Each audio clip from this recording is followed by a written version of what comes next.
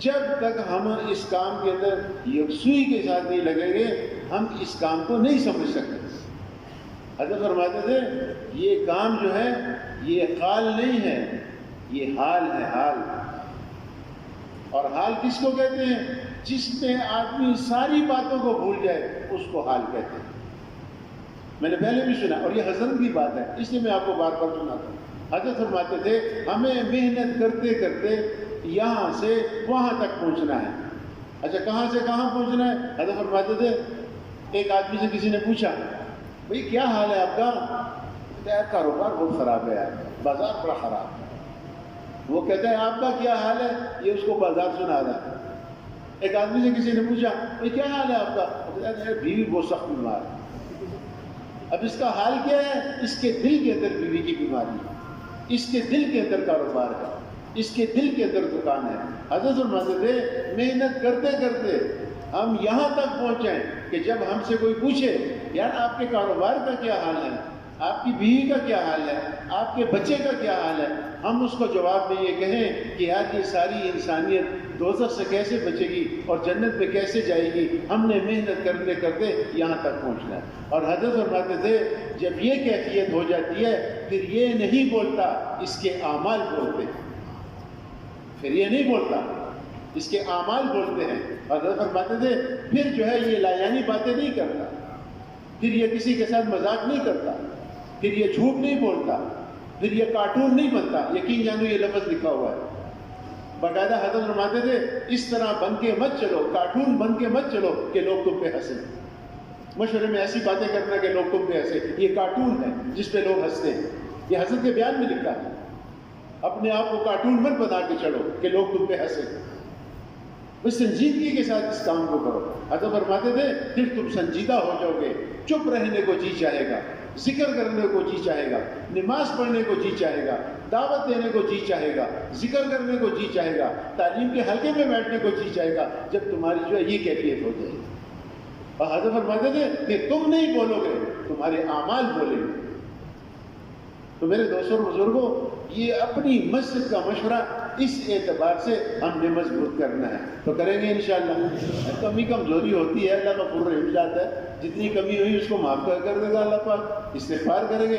آئندہ کے لیے ہمارا یہ عزم ہو کہ ہماری مسجد کے 4 ساتھی منگل کے مشورے میں ضرور جائیں گے۔ کون بھیجے گا جی انشاءاللہ؟ اور منگل سے 4 ساتھی ضرور یہاں پر آنے چاہیے۔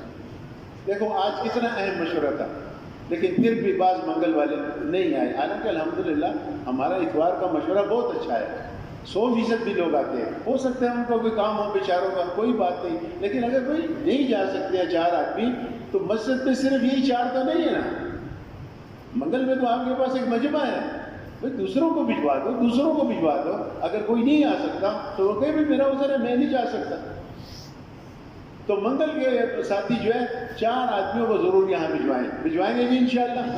پھر وہ یہاں محنت عطا فرمائیں،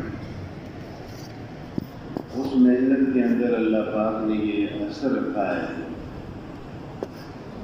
کہ جب وہ محنت جس دور میں، جس حالات میں، جس جگہ پر ہوگی، اللہ پاک ہدایت کو عام کریں گے۔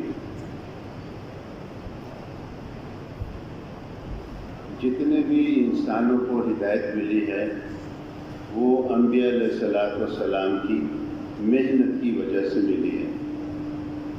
حضرت نوح علیہ السلام کے دور میں جن لوگوں کو ہدایت ملی وہ حضرت نوح علیہ السلام کی محنت کی برکت سے ملی۔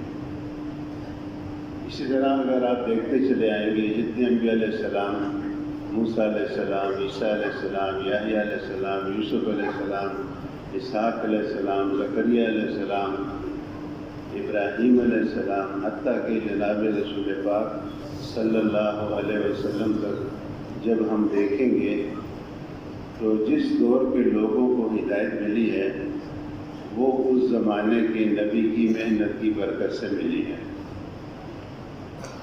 اب حضور صلی اللہ علیہ وسلم جو ہے وہ آخری نبی ہیں، دوسرا نبی کوئی نہیں آئے گا، تو اللہ تعالیٰ نے آپ صلی اللہ علیہ وسلم کے بعد پوری کی پوری امت جو ہے اس کو اس کام کا ذمہ دار بنا دیا۔ اب یہ امت اس کام کو کرے گی جس کام کو سارے نبی لے کر آئے اور جس محنت کو آپ صلی اللہ علیہ وسلم نے کیا۔ فرق صرف اتنا ہے کہ انبیاء علیہ السلام جو تھے وہ تربیت یافتہ لوگ تھے، ہر لحاظ سے کامل لوگ تھے۔ ہم جو ہیں تو ویسے نہیں ہیں، ہمارا ایمان بھی کمزور، ہمارے عبادات بھی جو ہے ڈھیلی ڈالی، اخلاق بھی ہمارے ایسے، معاملات میں بھی ہم فیل، بہت کمیاں ہیں ہم میں۔ لیکن جب اس محنت کو کرتے رہیں گے تو اس محنت کی برکت سے اللہ پاک ہمیں بھی صفات نصیب فرمائیں گے، اور جن لوگوں میں محنت کریں گے اللہ تعالیٰ ان کو بھی ہدایت عطا فرمائیں گے۔ مولانا محمد یوسف صاحب رحمۃ اللہ علیہ فرمایا کرتے تھے کہ اللہ تعالیٰ نے ہمیں ایسی محنت عطا فرمائی ہے کہ جب اس محنت کو ہم کریں گے اللہ پاک ہمیں بھی ہدایت اور صفات نصیب فرمائے گا، اور جن لوگوں میں اس محنت کو کریں گے ان لوگوں کو بھی اللہ پاک ہدایت اور صفات نصیب فرمائے گا۔ ایسا نہیں ہے کہ اپنی اصلاح کے لیے، اپنی ہدایت کے لیے علیحدہ محنت ہے اور لوگوں کی ہدایت اور اصلاح کے لیے علیحدہ اعمال ہیں، نہیں، یہ ایک ہی محنت میں اللہ پاک نے دونوں چیزیں رکھی، یہ بھی اللہ نے کرم فرمایا ہے۔ تو میرے دوستوں بزرگوں، نبی کی محنت کو اللہ پاک نے شرط قرار دیا ہے ہدایت کے لیے، کہ انسانوں کو اس وقت ہدایت ملے گی جب نبی کی محنت نبی کے طریقے سے ہوگی۔ اب میرے دوستوں بزرگوں، ہم جو ہے تو یہاں پر سال میں ایک مرتبہ اس لیے جمع ہوتے ہیں کہ ہم اس محنت کا آپس میں مذاکرہ کریں، اس طریقے کا آپس میں مذاکرہ کریں، کیونکہ دونوں چیزیں شرط ہیں، محنت بھی شرط ہے اور محنت کے اندر حضور صلی اللہ علیہ وسلم کا طریقہ بھی شرط ہے۔ میں آپ کو شروع میں یہ ایک ملفوظ سنا دیتا ہوں، آگے انشاءاللہ بات کو سمجھنا آسان ہوگا۔ حضرت فرماتے تھے اگر حضور صلی اللہ علیہ وسلم والی محنت کو حضور صلی اللہ علیہ وسلم کے طریقے سے کریں گے تو اللہ پاک ہمیں بھی ہدایت دے گا اور لوگوں کو بھی ہدایت دے گا۔ اگر ہم حضور صلی اللہ علیہ وسلم والی کی محنت کو کریں گے لیکن اس میں حضور صلی اللہ علیہ وسلم کا طریقہ نہیں ہوگا تو پھر اس سے ہدایت نہیں پھیلے گی بلکہ اس سے فساد پھیلے گا، کیونکہ اس میں حضور صلی اللہ علیہ وسلم کا طریقہ نہیں۔ حاجی عبدالوہاب صاحب رحمۃ اللہ علیہ آخری دنوں میں یہ بات بہت فرماتے تھے کہ پہلے میں یہ دعا بہت کیا کرتا تھا کہ اللہ زندگی کے ہر شعبے میں حضور صلی اللہ علیہ وسلم کا طریقہ زندہ فرما، لیکن اب میں نے یہ دعا شروع کی ہے اور بہت زیادہ میں اللہ سے مانگتا ہوں کہ اللہ محنت کے اندر بھی حضور صلی اللہ علیہ وسلم کا طریقہ ہمیں نصیب فرما۔ تو میرے دوستوں بزرگوں، انبیاء علیہ السلام کی محنت اور آپ صلی اللہ علیہ وسلم کی جو محنت ہے اس کے اندر جو سب سے پہلی چیز ہے تو وہ یہ ہے کہ سارے نبیوں نے انسانوں کو دعوت دی ہے۔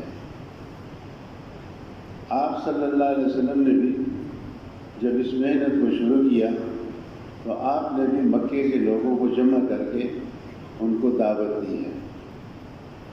میرے دوستوں بزرگوں، یہ کام بہت بڑا کام ہے، یہ تو بس اللہ کا ایک کرم ہے کہ وہ کریم ذات ہے، اور آپ صلی اللہ علیہ وسلم نے بہت دعائیں مانگی ہیں اور رات کو اللہ کے سامنے بہت زیادہ روئے ہیں، اور پھر اس کے بعد مستقل یہ کام جو ہے دعاؤں سے، قربانیوں سے، رونے دھونے سے ہم تک پہنچا ہے۔ ہمارے بزرگ ہیں وہ فرماتے ہیں بھائی اس کام کی بنیاد میں سینکڑوں برس کے آنسو ہیں۔ جو محنت ہم تک پہنچی ہے اس کی بنیاد میں سینکڑوں برس کے آنسو ہیں۔ اس کی بنیاد بہت مضبوط ہے، اس لیے میرے اور آپ جیسے ٹوٹے پھوٹے لوگ بھی اس کام کو کر رہے ہیں۔ تو آپ صلی اللہ علیہ وسلم کی محنت میں، آپ صلی اللہ علیہ وسلم کا طریقہ یہ شرط ہے، اور اس میں پہلی بات دعوت ہے۔ دیکھو سارے نبیوں نے لوگوں کو دعوت دی ہے، اور آپ صلی اللہ علیہ وسلم نے بھی مکے کے لوگوں کو جمع کر کے دعوت دی ہے۔ دعوت کا کیا مطلب؟ آپ نے لوگوں کو اللہ سے مخلوق کے بغیر سب کچھ ہونے کو بتلایا ہے، اور مخلوق سے اللہ کے ارادے کے بغیر کچھ نہ ہونا اس کو بیان کیا ہے۔ سارے نبیوں نے بھی کیا ہے، آپ صلی اللہ علیہ وسلم نے بھی کیا ہے۔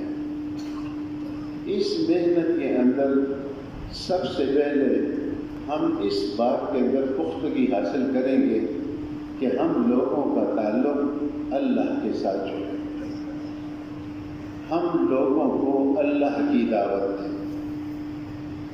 دیکھو حاجی صاحب رحمۃ اللہ علیہ فرمایا کرتے تھے کہ محنت کرتے کرتے آدمی کی اپنے اندر بھی ایک حیثیت بن جاتی ہے، پھر یہ بجائے لوگوں کا تعلق اللہ کے ساتھ جوڑنے کے، یہ پھر آہستہ آہستہ اپنے ساتھ لوگوں کا تعلق جوڑنا شروع کر دیتا ہے۔ یاد رکھو یہ بات، یہ بڑوں کی بات ہے، آپ سے عرض کرتا ہوں اللہ پاک مجھے بھی عمل کی توفیق دے، آپ حضرات کو بھی دے۔ محنت کرتے ہوئے غلطیاں ہوں گی ہم سے، لیکن اس کا مذاکرہ جب ہم کریں گے تو اس کا جو ہے ہمیں احساس ہوگا، پھر ان غلطیوں کو ہم دور کریں گے۔ ہم لوگوں کو اللہ کی دعوت دیں، کیونکہ نبیوں نے اور حضور صلی اللہ علیہ وسلم نے لوگوں کو اللہ کی دعوت دی ہے۔ مولانا محمد یوسف صاحب رحمۃ اللہ علیہ فرمایا کرتے تھے کہ آپ صلی اللہ علیہ وسلم نے مکے کے لوگوں کو اللہ سے ہونا اتنا بیان کیا ہے، اتنا بیان کیا ہے کہ جب مکے کے لوگ بھی کوئی سوال کرتے تھے تو حضور سے کہتے تھے کہ آپ اپنے اللہ سے کہیے کہ ہمارا یہ مکہ جو ہے یہ خشک پہاڑ ہیں، یہ اگر وہ ملک شام کی طرح سرسبز ہو جائے، باغات ہوں، پھل ہوں، میوے ہوں، سایہ ہو، سبزہ ہو، ٹھنڈے پانی کے چشمے ہوں، تو ہم آپ پر ایمان لے آئیں گے۔ اور بھی بہت سی باتیں انہوں نے کہی۔ ماشاءاللہ آپ سارے پرانے ساتھی ہیں، آپ خود جو ہے روزانہ دعوت دیتے ہیں ان باتوں کی۔ عرض کرنے کا مقصد یہ ہے کہ کافروں نے یہ نہیں کہا کہ آپ اگر ہمارا یہ ملک مکہ جو ہے ملک شام کی طرح سرسبز کر دیں تو ہم آپ کے اللہ پر ایمان لے آئیں گے، نہیں۔ انہوں نے کہا آپ اپنے اللہ سے کہیے، کیونکہ حضور صلی اللہ علیہ وسلم تو اپنے سے ہونے کو بیان کر ہی نہیں رہے تھے۔ حضور صلی اللہ علیہ وسلم تو اللہ سے ہونے کو بیان کر رہے تھے، تو کافر بھی یہ کہتے تھے کہ اللہ ہی کرتے ہیں، آپ اپنے اللہ سے کہیں کہ کریں۔ ہم اپنے محلے کے اندر جب گشتیں کریں، دعوت دیں، تو کسی بھی ایک ذرہ برابر بھی ہم لوگوں کو اپنی ذات کے ساتھ یا کسی شخصیت کی دعوت، اور دیکھو میں کیا کہوں، میں تو وہ چھوٹا آدمی ہوں، وہ چھوٹا منہ ہے میرا، بات بڑی ہے۔ اگر تبلیغ کے کام میں، نبی کی محنت میں شخصیتوں کی دعوت دینا شروع کرتی، اتنے فطروں کے دروازے کھلیں گے کہ وہ دروازے بند نہیں کر سکو۔ فلاں کے ساتھ جڑو، فلاں کے ساتھ بیٹھو، فلاں کے ساتھ اٹھو۔ ایک مفتی صاحب تھے، بہت بڑے پیر بھی تھے، گاؤں کے گاؤں ان کے مرید، ان کو تبلیغ کے کام میں کچھ اشکال تھا۔ خیر وہ نظام الدین آئے، جا کر کام دیکھوں، تھے حق پرست آدمی، ماشاءاللہ عالم تھے، مفتی تھے اور بہت بڑے پیر بھی تھے۔ خیر وہ نظام الدین آئے، نظام الدین ہو رہے ہیں، انہوں نے جب دیکھا اللہ نے کیا ان کا اشکال ختم ہو گیا۔ انہوں نے مولانا یوسف صاحب رحمۃ اللہ علیہ سے کہا کہ میں جاتا ہوں، تیاری کر کے آتا ہوں اور میں چلہ لگاؤں گا یہاں پر آ کر۔ حضرت نے کہا بہت اچھی بات ہے، یہ تو ہماری خوش قسمتی ہے کہ آپ چلے کے لیے تشریف لائیں، لیکن اس مفتی صاحب نے کہا کہ میری ایک شرط ہے،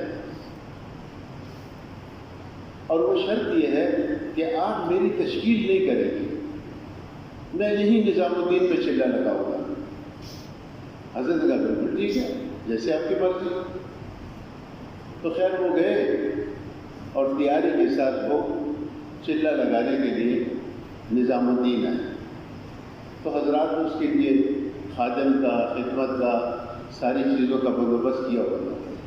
جب وہ تشریف لائے مفتی صاحب تو وہ اپنے ساتھ اپنا خادم بھی لے کے آئے۔ انہوں نے کہا جی ہم نے تو آپ کے لیے بندوبست کیا ہوا ہے۔ اس وقت نے کہا نہیں بھائی، میرا خادم ہے، یہ مجھے جانتا ہے، میں اسے جانتا ہوں، نیا آدمی ہوگا تو ایسے پریشانی ہوگی، بس یہ میرا خادم بھی ٹھیک ہے، جیسے آپ کی مرضی۔ خیر وہ چلہ انہوں نے شروع کر دیا۔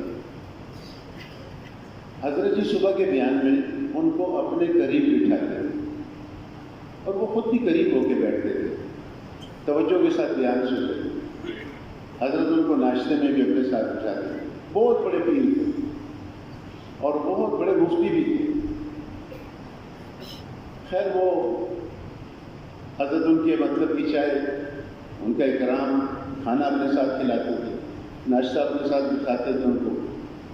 جب 3-4 دن گزر گئے تو یہ پیر صاحب حضرت کے پاس آئے اور حضرت سے کہا کہ میری تشکیل کر دیجیے، میں تشکیل میں جانا چاہتا ہوں۔ مولانا یوسف رحمۃ اللہ فرمایا بھائی منشی بشیر صاحب کو بلاؤ، یہ بھی ہمارے بزرگ تھے، نظام الدین میں رہتے تھے۔ وہ گئے لڑکے جا کے منشی بشیر صاحب کو لے گئے۔ حضرت نے کہا بھائی یہ مفتی صاحب کیا فرما رہے ہیں، ان کی بات سنو۔ تو منشی بشیر صاحب گھبرائے، ان کا پتہ ناراض ہو گئے، کیا ہوا؟ انہوں نے کہا حضرت کیا بات ہے؟ انہوں نے کہا میری تشکیل کر دو، میں تشکیل میں جانا چاہتا ہوں۔ مجھے بشیر صاحب نے کہا نہیں بھائی آپ کا تشکیل کیوں کریں، ہمارا آپ کے ساتھ یہ وعدہ ہوا تھا آپ یہی رہیں گے، تو آپ یہی رہیں، ہم آپ سے خوش ہیں، آپ کیوں تشکیل کرانا چاہتے ہیں؟ اس نے کہا نہیں میں نے جو ہے تو شرط لگائی تھی، میں یہ شرط واپس لیتا ہوں، میں نے کہا تھا کہ میں یہی رہوں گا، تشکیل نہیں کراؤں گا، تو میں خود ہی کہتا ہوں کہ میں تشکیل کراتا ہوں، اس میں آپ کو کیا جو ہے اعتراض ہے؟ یہاں پھر مولانا محمد یوسف صاحب رحمۃ اللہ علیہ نے یہ بات فرمائی، یہ بات سننے کی بات ہے، اس میں انشاءاللہ ہمیں بہت سی باتیں اللہ پاک سمجھا دیں گے۔ مولانا محمد یوسف صاحب رحمۃ اللہ علیہ نے فرمایا کہ مفتی صاحب تبلیغ ایک کتاب ہے اور میں اس کتاب کا ایک صفحہ ہوں، اگر آپ کو ایک صفحہ پڑھنا ہے کتاب کا پھر تو یہی رہیے، اور اگر آپ کو تبلیغ کی کتاب پڑھنی ہے تو پھر آپ تشکیل کرائیے، آپ بستیوں میں جائیں، آپ دیہاتوں میں جائیں، آپ شہروں میں جائیں، آپ محلوں میں جائیں، لوگوں سے ملیں، آپ کو ہر علاقے میں ایک نیا صفحہ ملے گا۔ آپ کو صحابہ کرام جو تھے، ہر صحابی ایک کتاب ہے، اور صحابہ کرام کی زندگی کا ہر دن ایک صفحہ ہے جو انہوں نے حضور صلی اللہ علیہ وسلم کی صحبت میں گزارا ہے۔ اس کے بعد مولانا محمد یوسف صاحب رحمۃ اللہ علیہ نے ان مفتی صاحب سے عرض کیا کہ مفتی صاحب ہم اس کام کے اندر اپنی ذات کی دعوت نہیں دیتے، ہم اس کام کے اندر اللہ اور اس کے رسول کی دعوت دیتے۔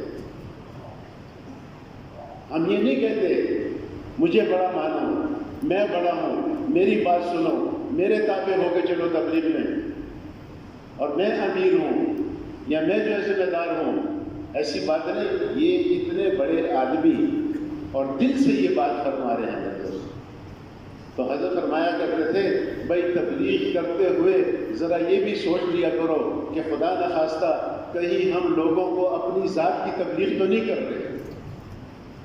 آگے سنو، ہم گئے 1999 میں جرمنی میں 3 چیلے والوں کا جوڑ تھا، یہ پہلی مرتبہ انہوں نے جوڑ رکھا، اور جرمنی والوں نے ریوٹ والوں سے عرض کی کہ جی ہمیں ایک جماعت بھجوائیے جو ہمارا یہ 3 چیلے والوں کا جوڑ آ کر دے۔ تو اس میں ہم 3 ساتھیوں کی تشکیل ہوئی، ایک یہ مردان والے مولانا حبیب الحق صاحب، ایک ہمارے ترکی ترجمان ہوتے تھے بھائی جمیل صاحب رحمۃ اللہ علیہ، اور ایک میری تشکیل کے ساتھ ہم تینوں وہاں پر چلے گئے۔ خیر جب 3 دن کا وہ جوڑ ہو گیا تو ختم ہو گیا جوڑ، ہم نے کہا چلو واپس۔ میں نے مولوی صاحب سے کہا، میں نے کہا مولوی صاحب اتنی دور 3 دن کے لیے آنا، کچھ دن تو اور گزار لیں، اتنا دور ہم آئے ہیں، اتنی مشکل سے ویزا ملا ہے۔ خیر اللہ کی شان بیلجیم والے آ گئے۔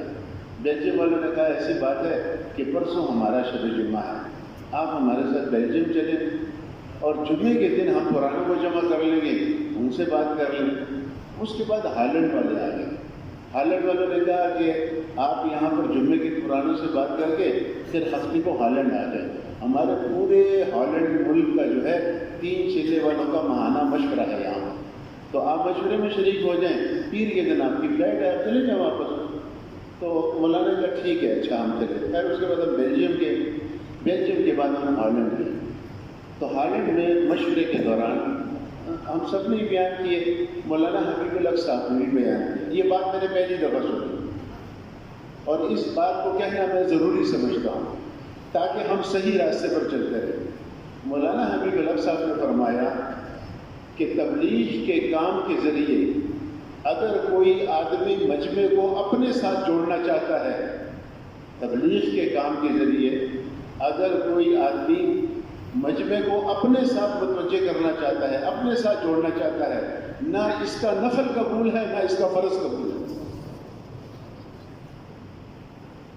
نبیوں نے جو دعوت دی ہے اللہ کی، کبھی شخصیات کی دعوت نہ دینا، کبھی لوگوں کی دعوت نہ دینا، کبھی کسی کی جو ہے تو طرف جو کسی کو متوجہ مت کرنا، اس کے ساتھ جوڑو نہیں، ہم لوگوں کو اللہ کے ساتھ جوڑیں گے، ہماری تو دعوت ہی اللہ کی ہے۔ مولانا السلام نے فرمایا پیر صاحب سے، مفتی صاحب ہم لوگوں کو اپنے ساتھ نہیں جوڑنا چاہتے، ہم تو لوگوں کو اللہ کے ساتھ جوڑنا چاہتے ہیں۔ نبی کا کام کیا ہے؟ نبی نے دعوت کے ذریعے لوگوں کو اللہ سے جوڑا، اور یہ جو بڑا بننے کی کوشش کرتے ہیں نا، ان کو بڑائی کبھی بھی نصیب نہیں ہوتی۔ یہ میں نے اپنے بزرگوں سے سنا، میری بات مانو، میرے تابع رہو۔ نہیں ٹھیک ہے، مراکز کے بارے میں ایک دفعہ حضرت جی نے فرمایا بھائی یہ مراکز جو ہے یہ کسی کی میراث نہیں ہے، ایک اجتماعی جگہ ہے، لوگ بھی آتے ہیں، ہم بھی آتے ہیں۔ ہاں وہ علیحدہ بات ہے، مشورے والوں کی ذمہ داریاں ہیں، وہ اپنی ذمہ داریوں کے لیے مشورہ کریں گے کہ بھئی مجمع کے وقت کی کیسے حفاظت کریں۔ باقی اجتماعی جگہ ہے، میں بڑا ہوں، مجھے مانو۔ صحابہ کے اندر یہ جو اتنی قربانیاں ہوئی تو آپ صلی اللہ علیہ وسلم نے اس کے ذریعے صحابہ کے اندر یہ بات پیدا کی۔ دیکھو یہ جو صحابہ کرام دعوت دیتے تھے اور ان کے رشتہ دار ان کو مارتے تھے، تو یہ تو ایک ہی قبیلے کے لوگ تھے، مکے کے لوگ تھے نا، رشتہ دار تھے آپس میں، اگر وہ مارتے تھے تو یہ نہیں مار سکتے تھے۔ اللہ نے حکم دیا تھا، قرآن کے اندر آیت نازل کی کہ ہاتھ نہیں اٹھانا۔ اس کا کیا مطلب؟ حضرت جی رحمۃ اللہ علیہ فرماتے تھے، مولانا محمد یوسف صاحب رحمۃ اللہ علیہ، اس راستے کے اندر جب قربانیاں آئیں گی، دعوت کے راستے میں جب قربانیاں آئیں گی، اس کو جب تم برداشت کرو گے، اس سے تو تمہارا اپنا ایمان بنے گا اور امت کے لیے ہدایت کا دروازہ کھلے گا۔ یہ لڑائی جھگڑے کا کام نہیں ہے، یہ بحث مباحثے کا کام نہیں ہے، یہ مناظروں کا کام نہیں ہے، یہ لوگوں کو ذلیل کرنے کا کام نہیں ہے۔ دعوت کا کام کرتے ہوئے، تبلیغ کا کام کرتے ہوئے ہمیں حضور صلی اللہ علیہ وسلم کو دیکھنا پڑے گا، ہمیں حضرات صحابہ کرام کو دیکھنا پڑے گا۔ یہ جتنے بھی بزرگوں نے اصول بنائے ہیں، کبھی بھی ان پہ تجربہ مت کرو، تھک ہار کے آپ آخر اس فیصلے پہ پہنچو گے کہ جو بزرگ کہتے ہیں بس وہ ٹھیک ہے۔ اور جو تجربے کرتا ہے اس کا وقت ضائع ہو جاتا ہے۔ اس کام کے اندر نہ عقل چلتی ہے، نہ مال چلتا ہے، نہ جو اس کے اندر جو ہے زیادہ باتیں چلتی ہیں، نہ زیادہ سمجھداری چلتی ہے۔ اس کام کو اللہ پاک اپنی قدرت سے چلاتے ہیں اور امت کی جو ہے رونے دھونے اور قربانیوں کی برکت سے چلاتے ہیں۔ یہ کام کسی چیز کا محتاج نہیں ہے، یہ کام صرف اور صرف اللہ کی معیت اور اللہ کی مدد کا محتاج ہے۔ اسی لیے اللہ پاک نے نبیوں کو ملک اور مار کے نقشے دے کر نہیں بھیجا کہ کسی کے ذہن میں یہ بات نہ آئے کہ یہ کام ملک و مال کا محتاج ہے۔ ابھی وہ ڈاکٹر رولہ صاحب آئے تھے کوٹے والے، تو انہوں نے کہا یاد رکھو، لوگوں کو خصوصاً محلے والوں کے متعلق کہا، مرکز والوں کے متعلق کہا، مالدار لوگوں کو تبلیغ اس طرح پیش کرو محلے کے اندر کہ وہ مالدار یہ کہے کہ میں تبلیغ کے کام کا محتاج ہوں۔ مالداروں کو تبلیغ اس طرح مت پیش کرو کہ مالدار یہ کہے کہ یہ تبلیغ کا کام میرا محتاج ہے۔ مت استعمال کرو ان کی چیزیں، استغنا کے ساتھ پڑھو۔ ہم نے اپنے بڑوں کو دیکھا، خصوصاً حاجی عبدالوہاب صاحب کسی کے نیچے نہیں لگتے، بڑے بڑے لوگ آتے تھے ہر اعتبار سے، دنیا کے اعتبار سے اور اعتبار سے، بڑے بڑے لوگ گھٹنے ٹیک کر بیٹھتے تھے حاجی صاحب کے سامنے۔ اس کی وجہ یہ تھی۔ تو میرے دوستوں بزرگوں، اگر ہم جو ہے اس کام کے اندر لوگوں کو اللہ کی طرف بلائیں گے اور اللہ سے ہونے کو بیان کریں گے اور ہم اس کی محنت کریں گے کہ لوگوں کا تعلق اللہ کے ساتھ جوڑیں، تو ہم صحیح راستے میں ہیں۔ یہ نبیوں کا کام ہے، یہ نبیوں کا راستہ ہے۔ حضرت فرمایا کرتے تھے کسی نبی نے اپنی قوم کو اپنی خاطر نہیں جمع کیا، اپنی ذات کے لیے جمع نہیں کیا۔ نبیوں نے لوگوں کو ترغیب دی ہے، جان بھی لگاؤ، مال بھی لگاؤ، لیکن ان سے صاف کہا ہے یہ مال میرے اوپر خرچ مت کرو، یہ مال اللہ کے دین پر خرچ کرو کہ اس سے تمہاری دنیا بھی بنے اور تمہاری آخرت بھی بنے۔ اگر ہم امت کو جوڑنا چاہتے ہیں تو میرے دوستوں اور بزرگوں صرف اللہ پاک کی ذات عالی کے اوپر جوڑ سکتے ہیں اور کسی چیز پر نہیں جوڑ سکتے۔ یہ جتنی قسم کے پرچار ہو رہے ہیں نا آج کل، یہ تو بیچارے تھک ہار کے جو ہے پھر آخر اسی بات پہ ہی آئی ہے۔ اگر اللہ نے ان کی ایک مقدر میں اصلاح لکھی ہوئی، ورنہ اسی طرح گمراہی بھی وقت گزاریں گے۔ اللہ نہ کرے، ہمارا یہ جذبہ نہیں ہونا چاہیے۔ ہمارا جذبہ تو ہر ایک کے متعلق وہ جذبہ ہو جو نبیوں کا جذبہ تھا اور جو حضرت محمد صلی اللہ علیہ وسلم کا جذبہ تھا۔ آگے چلو، ہمارے حضرات ایک سال حج پہ تشریف لے جاتے تھے اور ایک سال جو ہے ملکوں کا سفر کرتے تھے۔ یہ پورا قافلہ ہوتا تھا، اس میں ریونڈ کے حضرات، کاکریل کے حضرات، بنگلہ دیش کے اور نظام الدین ہندوستان کے حضرات، یہ قافلہ چلتا تھا۔ ایک سال حج پہ، ایک سال جو ہے تو ملکوں میں۔ ایک سال جب یہ حج پہ گئے تو مشورہ بیٹھا ہوا تھا مدینہ منورہ میں۔ تو کچھ لوگ آئے، انہوں نے کہا کہ یہاں مسجد نبوی میں ایک جو ہے تو حرم کے امام ہیں، ان سے ملنا ہے۔ انہوں نے نام بھی بتایا۔ حضرات نے کہا ہاں بھائی ٹھیک ہے، ان سے مل لیں گے۔ مدینہ منورہ کے کچھ پرانے ساتھی بیٹھے ہوئے تھے، انہوں نے کہا حضرت وہ جو حرم کے امام ہیں ان کو تو تبلیغ کے کام کے متعلق اشکال ہے، وہ تو تبلیغ کی بات بھی نہیں سننا چاہتے۔ تو ہمارے بزرگوں نے کہا کہ بھئی ہمارے کام کا یہ معیار نہیں ہے کہ جس کو اشکال ہے اس سے نہ ملو اور جو ہمارے موافق ہے اس سے ملو۔ بھئی ہمیں تو ہر ایک سے ملنا چاہیے، چلے جائیں گے، 2 باتیں ہمیں کر لیں گے، ہمارے بڑے ہیں، کوئی بات نہیں، ہم تو دعا کی نیت سے جائیں گے۔ خیر ایک جماعت تشکیل ہو گئی کہ بھئی آپ جو ہے حرم کے امام سے جا کے ملیں۔ تو ہمارے 2-3 بزرگ چلے گئے۔ ان بزرگوں نے یہ سنایا، انہوں نے کہا جب ہم وہاں پر گئے تو رہبر نے ہمارا تعارف کرایا، تو کہتے ہیں کہ اس حرم کے امام نے ہمارے ایک بزرگ کا ہاتھ پکڑا اور اپنی آنکھوں سے لگایا اور رونا شروع کیا۔ ہمارے بزرگ پریشان، ایسے رونا نہیں شروع کیا، بالکل ان کی ہچکیاں بند ہیں، آنکھوں سے آنسو جاری ہو گئے۔ اب وہ روئے جائیں، یہ خاموشی کے ساتھ دیکھ رہی کہ کیا ہوا۔ خیر جب تھوڑی دیر کے بعد ان کو جو ہے تو ہچکیاں بند ہو گئی ان کی، تو انہوں نے پوچھا جی کیا ہوا؟ اس نے کہا کہ میں 30 برس ہو گئے حرم میں نماز پڑھا رہا ہوں، اور 30 برس ہو گئے میں حرم میں جو ہے درس بھی دیتا ہوں، اور میرا مسلک جو ہے مالکی ہے، امام مالک رحمۃ اللہ علیہ۔ اور اس 30 برس کے اندر میں نے کئی مرتبہ درس دیتے ہوئے اپنے مجمع سے پوچھا کہ بھائی مالکی مسلک کے علاوہ کوئی اور مسلک والا میرے حلقے میں بیٹھا ہوا ہے، کوئی حنبلی، کوئی شافعی، کوئی حنفی؟ کہتے ہیں 30 برس میں کسی دوسرے مسلک کا ایک آدمی بھی میرے جو ہے تو درس میں نہیں بیٹھا۔ تبلیغ والوں کے متعلق مجھے بہت اشکالات تھے اور مجھے بہت غصہ بھی تھا، اور آخر اس غصے میں نے تبلیغ والوں کے لیے ایک کتاب لکھی اور اس میں جی بھر کے ان کی مخالفت لکھی اور کفر تک کا فتویٰ ان پہ لگایا۔ کہتے جب میں نے کتاب مکمل کر لی تو میں نے کہا اس کو چھپواؤں، تو فرمایا کہ قطر کے اندر علماء کی ایک کنونشن تھی، ایک اجلاس انہوں نے مقرر کیا، اس میں انہوں نے مجھے بھی دعوت نامہ بھجوایا کہ بھئی آپ بھی قطر آئیں، اس اجلاس میں شرکت کریں۔ انہوں نے کہا کہ میں نے کہا چلو میں اجلاس سے پھر آؤں قطر سے، پھر یہ کتاب چھپواؤں گا۔ تو کہتے ہیں میں قطر چلا گیا۔ خیر ایئرپورٹ پہ لوگ لے آئے تھے مجھے لینے کے لیے۔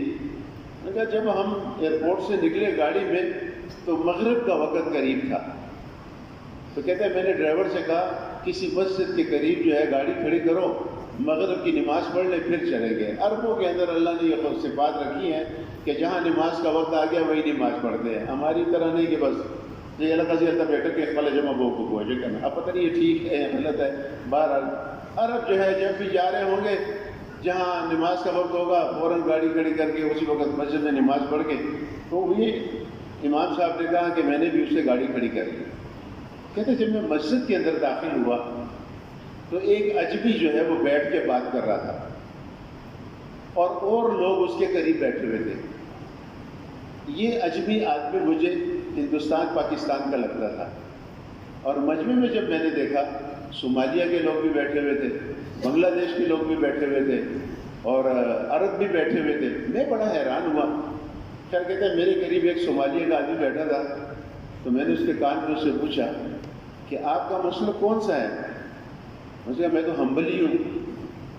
میں بڑا حیران ہوا کہ بھئی حنبلی آدمی ہے اور اجمی آدمی کے بیان میں بیٹھا ہے۔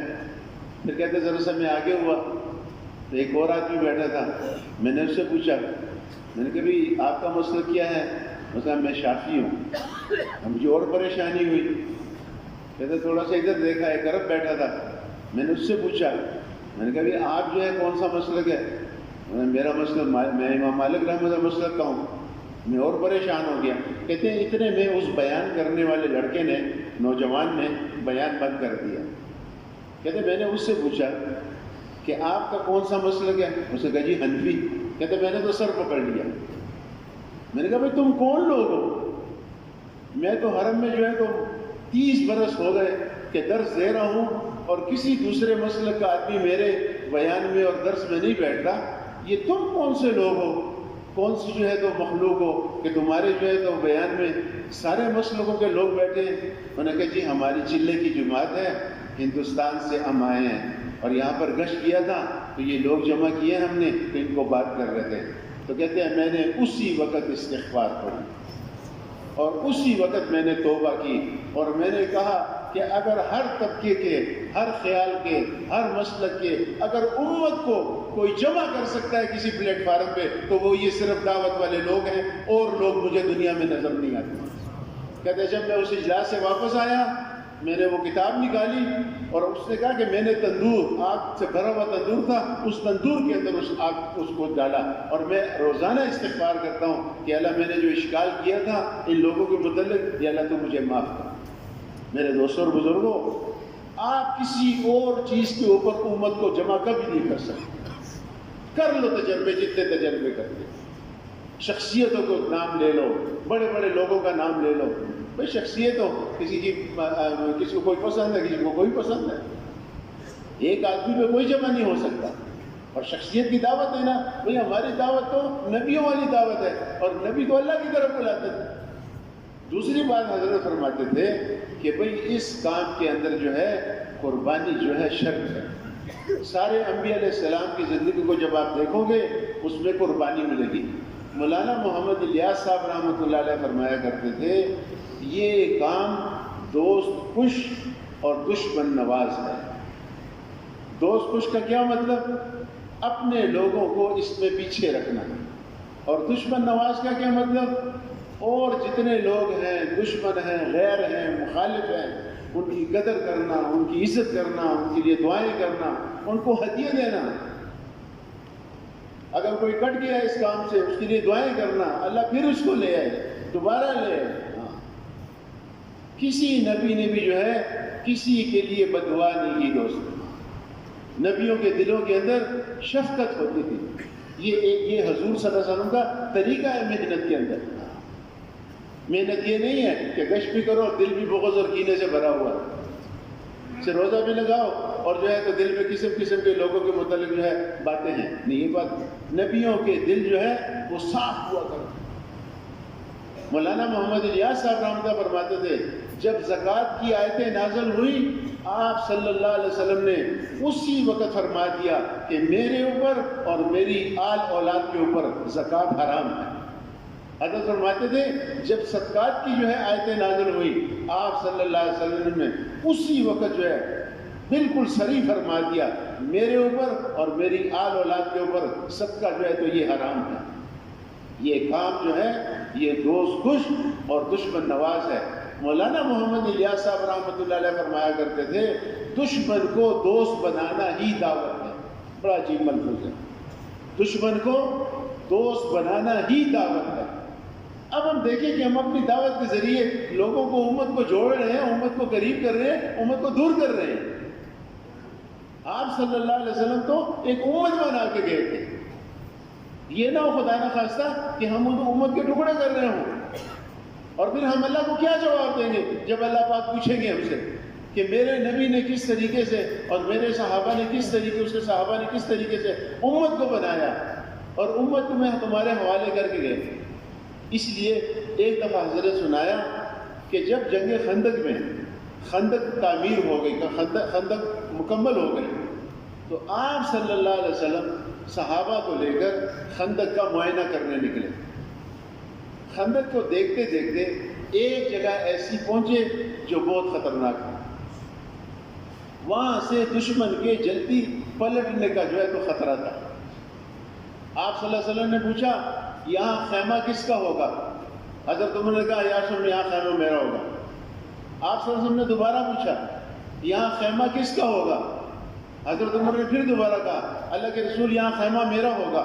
آپ صلی اللہ علیہ وسلم نے ارشاد فرمایا نہیں، یہاں خیمہ جو ہے علی کا ہوگا، کیونکہ جب سب سے پہلا آدمی قتل ہو تو وہ میرا داماد ہو۔ اگر کسی کی بیٹی جو ہے سب سے پہلے مدینے میں بیوہ ہو تو حضرت محمد صلی اللہ علیہ وسلم کی بیٹی فاطمہ جو ہے تو بیوہ ہو، اور اگر کسی گھر میں سوگ ہو، رونا ہو، تو وہ سب سے پہلے میرے گھر میں سوگ اور رونا ہو۔ یہ بچا بچا کے اپنے آپ کو تبلیغ میں چلنا یہ دعوت کا مزاج نہیں ہے۔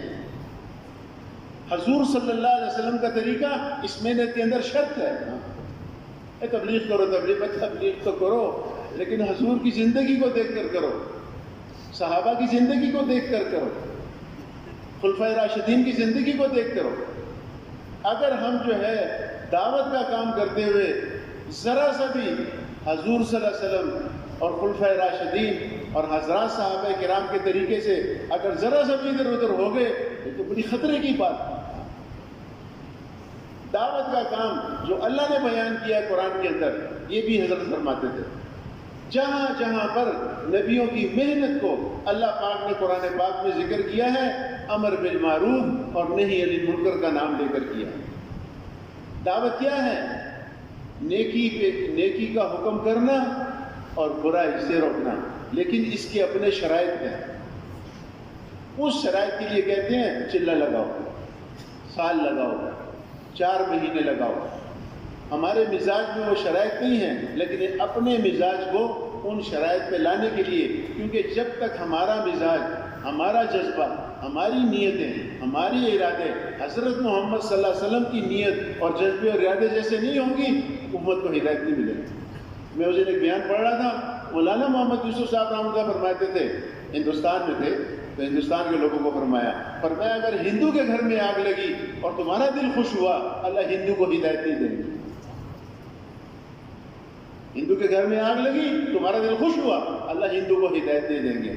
اور فرمایا کرتے تھے اگر ہندو اور مسلمان کے اندر کوئی معاملہ آ گیا، مسلمان ظالم ہے، ہندو مظلوم ہے، ہم ہندو کے ساتھ ہیں، ہم مسلمان کے ساتھ نہیں ہیں، ہم ظالم کے ساتھ نہیں ہیں، ہم مظلوم کے ساتھ ہیں۔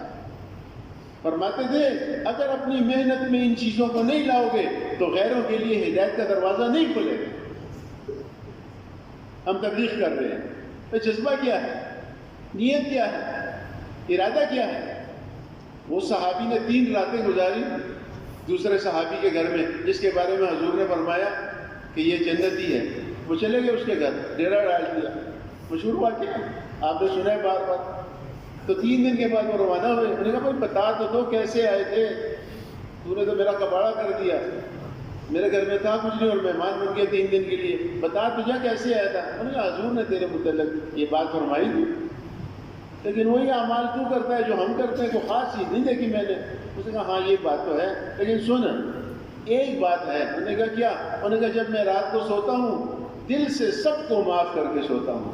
انہوں نے کہا عبداللہ اسی لیے جو ہے حضور نے تیرے متعلق یہ فرمایا تھا۔ مولانا اسلم صاحب فرماتے تھے اس صحابی کے جملے کو مولانا اسلم صاحب یوں فرماتے تھے، مولانا اسلم صاحب رحمۃ اللہ فرماتے تھے اس صحابی نے کہا کہ جب میں رات کو سوتا ہوں تو کسی مسلمان اور کسی انسان کے متعلق میرے دل میں کوئی لکیر نہیں ہوتی۔ اور پھر مولانا اسلم صاحب نے فرمایا ماشاءاللہ ہم تو رات کو سمندر جو ہے سمو کے سوتے ہیں، دل بھرے ہوئے ہیں پتہ نہیں کس چیزوں سے۔ دوسری بات یہ ہے میرے دوستوں لوگوں، یہ محلے کا کام جو ہے یہ آسان کام نہیں ہے، اس کے لیے تو بڑا پسنا پڑتا ہے، مختلف مزاج، مختلف لوگ، پھر زیادہ مجاہدہ اپنے ساتھیوں کی طرف سے ہوتا ہے، ان کو سمجھانا، ان پہ ایک بات پہ لانا۔ اچھا ہم میں بھی اتنی استعداد نہیں ہے تو اس کے لیے ہمیں حضور اور صحابہ کی زندگی کو دیکھنا پڑے گا۔ ایک واقعہ حضرت نے بیان کیا، بڑا مشہور واقعہ ہے لیکن عجیب طرز سے بیان کیا۔ حضرت عمر رضی اللہ تعالیٰ عنہ رات کو تشریف لے جا رہے تھے، گشت کر لیتے، عبداللہ بن مسعود ساتھ تھے۔ ایک گھر سے گانے کی آواز آ رہی۔ اچھا آیا تو صحابہ میں تو اتنی تفصیل نہیں ہے لیکن حضرت نے بڑی تفصیل سے بیان کیا۔ حضرت نے دیوار پھلانگ کے اندر چلے گئے۔ خبر فرماتے تھے کہ عمر رضی اللہ تعالیٰ عنہ دیوار پھلانگ کے کیوں گئے؟ اصل میں حضرت عمر رضی اللہ تعالیٰ عنہ رنگے ہاتھوں اس کو پکڑنا چاہتے تھے۔ اگر دروازہ کھٹکھٹا دیتے، اگر آواز دیتے تو یہ بوڑھا اپنے آپ کو سنبھال لیتا، لڑکی کو بھی کہیں چھپا لیتا، شراب کو بھی ادھر ادھر کر لیتا، تو حضرت عمر اس کو رنگے ہاتھوں پکڑ نہ سکتے۔ حضرت عمر رضی اللہ تعالیٰ عنہ اس کو رنگے ہاتھوں پکڑنا چاہتے تھے، اس لیے دیوار پھلانگ کر اندر گئے۔ جب اندر گئے تو لڑکی ناچ رہی ہے، گانا گا رہی ہے، اور بوڑھا جو ہے تو شراب پی رہا ہے۔ حضرت عمر نے اس کو اپنی طرف متوجہ کیا اور اس سے یہ کہا ایسا منظر میں نے آج تک نہیں دیکھا کہ ایک آدمی موت کے اتنا قریب اور وہ شراب پی رہا ہے اور گانا سن رہا ہے۔ وہ بوڑھا بھی بوڑھا تھا آخر۔ اس نے کہا امیر المومنین میں نے اللہ کا ایک حکم توڑا اور آپ نے اللہ کے 3 حکم توڑے۔ اللہ فرماتے ہیں قرآن کے اندر دروازوں سے داخل ہو، آپ دیوار پھلانگ کے آئے۔ اللہ قرآن میں فرماتے ہیں جب گھر میں داخل ہو تو سلام کرو، آپ نے سلام نہیں کیا۔ تیسرا اللہ فرماتے ہیں کہ دیواروں کی تجسس نہ کرو، آپ نے تجسس کیا۔ میں نے ایک اللہ کا حکم توڑا ہے، آپ نے 3 اللہ کے حکم توڑے ہیں۔ عمر رضی اللہ تعالیٰ عنہ تو وہی جو ہے تو بس رونے لگے۔ یہاں پر حضرت نے ایک عجیب جملہ فرمایا، توجہ سے سننا۔ حضرت فرماتے تھے نہیں انل منکر کرتے ہوئے ہم یہ بھول جاتے ہیں کہ ہم سے اس میں کیا غلطیاں ہو رہی ہیں۔ لوگوں کو برائی سے روکنے میں ہم یہ بھول جاتے ہیں ہم سے کیا غلطیاں ہو رہی ہیں۔ حالانکہ حضرت عمر یہ بھی کہہ سکتے تھے اس کو، بھائی تو جو کہتا ہے کہتا رہے، ہم ذمہ دار ہیں، میں امیر المومنین ہوں، امت کی اصلاح کی ذمہ داری ہے ہمارے اوپر، چلو شابہ نکل باہر۔ اس پہ ہاتھ لگاتے، پوسٹر چھاپتے، لوگوں کو کہتے، اس کو ذلیل کرتے، اس کو کوڑے مارتے۔ خلفائے راشدین کا طریقہ دیکھو، نہیں علی منکر کا۔ ہمیں اس پہ آنا پڑے گا. اس کے بغیر نہ چین دین کے اندر داخل ہوگا، نہ روس دین کے اندر داخل ہوگا، نہ امریکہ دین کے اندر داخل ہوگا.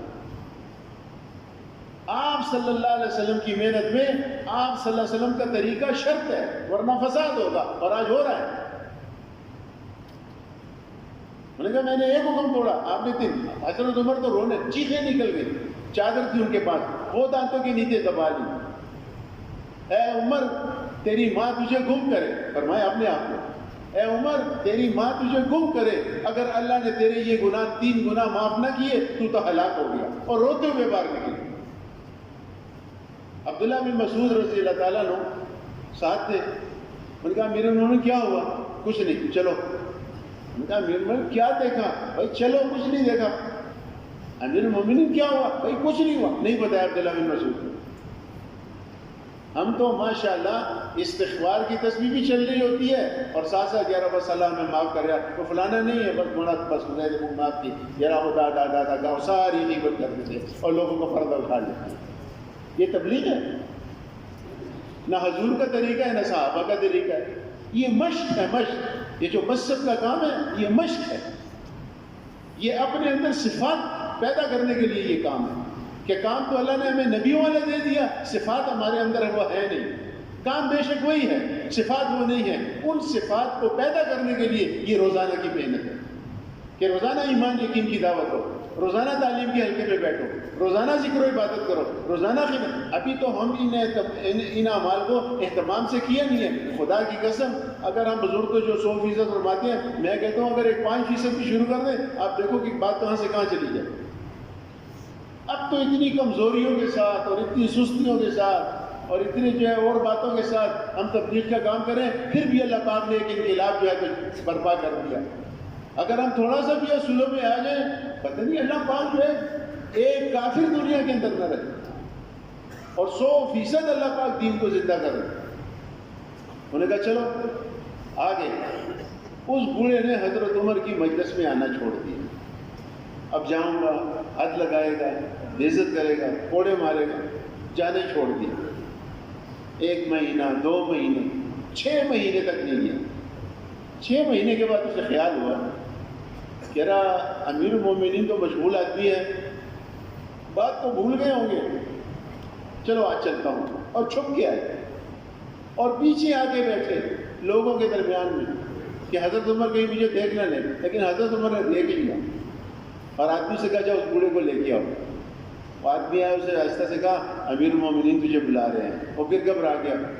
اس نے کہا اب تو ماریں گے مجھے، ذلیل کریں گے. بلایا، اپنے قریب بٹھایا اور اس کے کان میں یہ کہا کہ اس رات میں نے جو منظر دیکھا تھا میں نے کسی کو نہیں بتایا. ایک اللہ کو پتہ ہے، ایک تجھے پتہ ہے اور ایک مجھے پتہ ہے. اس نے کہا امیر المومنین آپ بھی کان ادھر کریں. جب حضرت عمر نے کان قریب کیا، اس نے کہا امیر المومنین اس رات کے بعد جو ہے میں نے بھی آج تک شراب نہیں پی. یہاں پر حضرت جی رحمۃ اللہ علیہ فرماتے تھے اگر لوگوں کی اصلاح چاہتے ہو تو لوگوں کے عیبوں پہ پردے ڈالیں.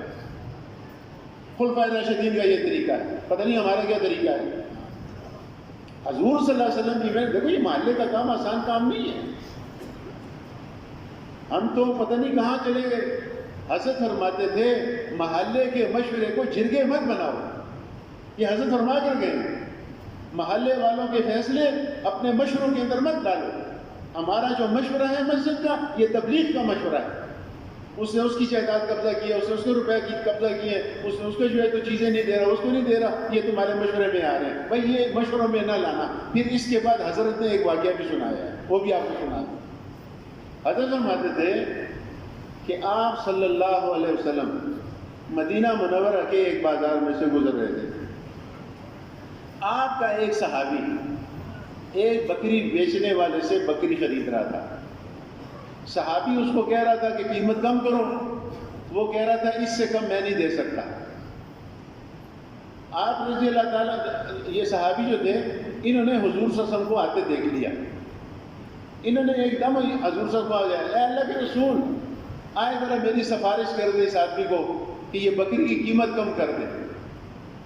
صحابی نے حضور کو سفارش کے لیے کہا. آپ صلی اللہ علیہ وسلم نے اسی وقت ہاتھ اٹھائے اور آسمان کی طرف دیکھ کے فرمایا اے اللہ مجھے قیامت کے دن ظالموں میں سے مت اٹھانا. اس میں پھر علماء نے بحث کی ہے کہ آپ صلی اللہ علیہ وسلم کی اس دعا کا کیا مطلب ہے. تو علماء کرام فرماتے ہیں ہو سکتا ہے کہ بکری والا اگر آپ صلی اللہ علیہ وسلم سفارش کر دیتے تو بکری والا قیمت کم کر دیتا اور کم کرنے میں اس کو نقصان ہو جاتا اور یہ ظلم ہے. یہ ظلم ہے. اس لیے آپ صلی اللہ علیہ وسلم نے اس کی کوئی سفارش نہیں. لوگوں کے معاملات, لوگوں کے لین دین, لوگوں کے گھر کی باتیں, کسی کی بیٹی کا مسئلہ ہے, کسی کے بھائی کا مسئلہ ہے, کوئی سود کرتا ہے, کوئی رشوت کرتا ہے, ہمارا کسی سے کوئی کام نہیں. ہم تو صرف دعوت تبلیغ کا تعلق ہے لوگوں کے ساتھ, سارے محلے کے لوگوں کے ساتھ, امام کے ساتھ, مؤذن کے ساتھ, خادم استاد کے ساتھ, جتنے بھی محلے کے اندر لوگ رہتے ہیں, جتنے جوان ہیں, لوگوں کے گھر, ہمارا سب سے تبلیغ کا تعلق ہے. ہمارا کسی کے ذاتی کاموں کے اندر کوئی دخل نہیں ہے. اگر محلے میں کام کرنا چاہتے ہو تو لوگوں کے ذاتی معاملات میں دخل بالکل مت دو. یہ ہمارے احمد گل صاحب رحمۃ اللہ فرمائے گا.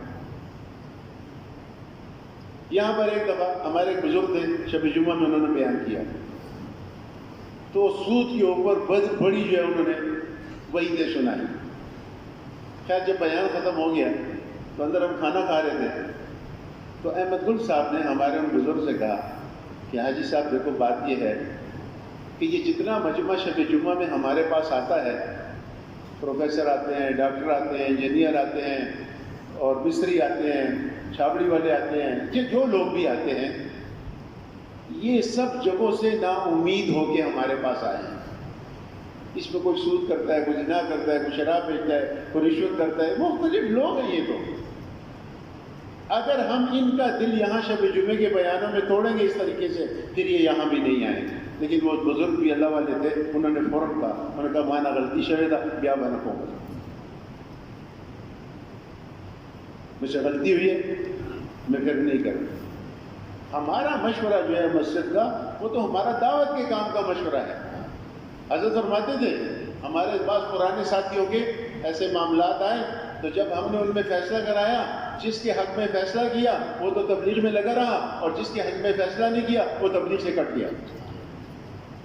اس لیے اپنے مشورے کو تبلیغی مشورہ رکھو. لوگوں کے معاملات والے فیصلے اپنی مسجد کے مشورے میں مت لاؤ. ہمارا مشورہ کیا ہے؟ ہمارا مشورہ وہ ہے جو ہمارے منگل کا مشورہ ہے. ہر مسجد سے 4 ساتھی جو ہے بدل بدل کے ہر مہینے, ایک مہینے 4 ساتھی جائیں, پھر دوسرے مہینے دوسرے 4 ساتھی جائیں, پھر تیسرے مہینے تیسرے 4 ساتھی جائیں, تاکہ سب ساتھیوں کے اندر کام کے کرنے کی اور سمجھنے کی استعداد پیدا ہو. یہ ہمارے 4 ساتھی منگل کے مشورے میں شریک ہیں. میں نے پچھلی بار بھی عرض کیا تھا اور ترتیب ہی یہی ہے. یہ ریونڈ والوں کی بات ہے. مسجد, منگل مشورہ, مرکز اور ریونڈ, جب یہ ایک فکر ہو جائے گا تو اللہ پاک غیب سے سارے تقاضوں کے پورا کرنے کی غیب سے صورت پیدا فرما دے. اس زنجیر میں کہاں بھی کمی ہوگی. اب مسجد والے منگل میں نہیں جاتے ہیں تو بس یہ زنجیر بس کمزور ہے. اب مسجد والے منگل جاتے ہیں لیکن منگل والے یہاں اتوار کو نہیں آتے, یہ کڑی کمزور ہے. اگر یہ منگل والے اتوار کو یہاں آتے ہیں لیکن ہمارے مرکز والے مثال کے طور پہ حالانکہ جاتے ہیں الحمدللہ اہتمام سے جاتے ہیں, مثال کے طور پہ اگر یہ ریونڈ نہیں جاتے یہ کڑی کمزور ہے. تو مسجد, منگل, مرکز اور ریونڈ پہ ہمارے بزرگ جاتے ہیں ہر مہینے, وہاں سے تقاضے لے کے آتے ہیں. ریونڈ والے ایک فکر کرتے ہیں, عالمی فکر. ہمارے شمس الحق صاحب رحمۃ اللہ فرمایا کرتے تھے, بناتے ہیں یار یہ ریونڈ ایسی جگہ ہے, ہم پشاور میں ہوتے ہیں ہمیں کچھ پتہ ہی نہیں ہوتا. جب ہم ریونڈ چلے جاتے ہیں ساری دنیا کے حالات ہمارے سامنے آ جاتے ہیں. امریکہ میں کیا ہو رہا ہے, روس میں کیا ہو رہا ہے, چین میں کیا ہو رہا ہے, جاپان میں کیا ہو رہا ہے. ریونڈ ایسی عالمی جگہ ہے, عالمی فکر ہے, وہاں پر ساری دنیا کے حالات وہاں ہمیں پتہ چل جاتے ہیں. اب ہمارے مرکز کے جو بزرگ ہیں وہ وہاں پر ہر مہینے جاتے ہیں, وہاں سے تقاضے لے کے آتے ہیں, ایک فکر لے کے آتے ہیں.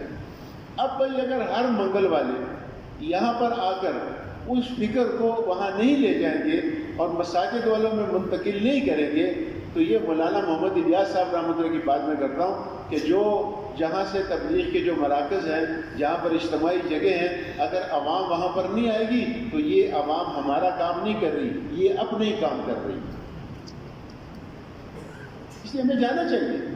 اور دوسری بات یہ ہے، بعض جگہوں سے ہمیں یہ شکایت بھی آئی ہے کہ بھئی روزانہ جوڑ والے نے منگل کو اپنے قابو کر لیا ہے اور کسی کو چھوڑتے نہیں ہیں۔ بھئی یہ روزانہ جوڑ والوں کے ذمہ نہیں ہے، یہ تو وہاں جتنے بھی 50-60 مساجد ہیں، 70 مساجد ہیں، اس کے پرانے ساتھی ہیں، وہ اس میں بدل بدل کے فیصل بھی بنائے، بدل بدل کے 4 آدمی، جیسے مسجد کے 4 آدمی بدل کے 1 مہینے کے لیے جاتے ہیں منگل کے مشورے میں، اسی طرح منگل کے مشورے سے بھی 4 آدمی 1 مہینے کے لیے آئیں گے، 1 مہینے کے بعد وہ بدل جائیں گے۔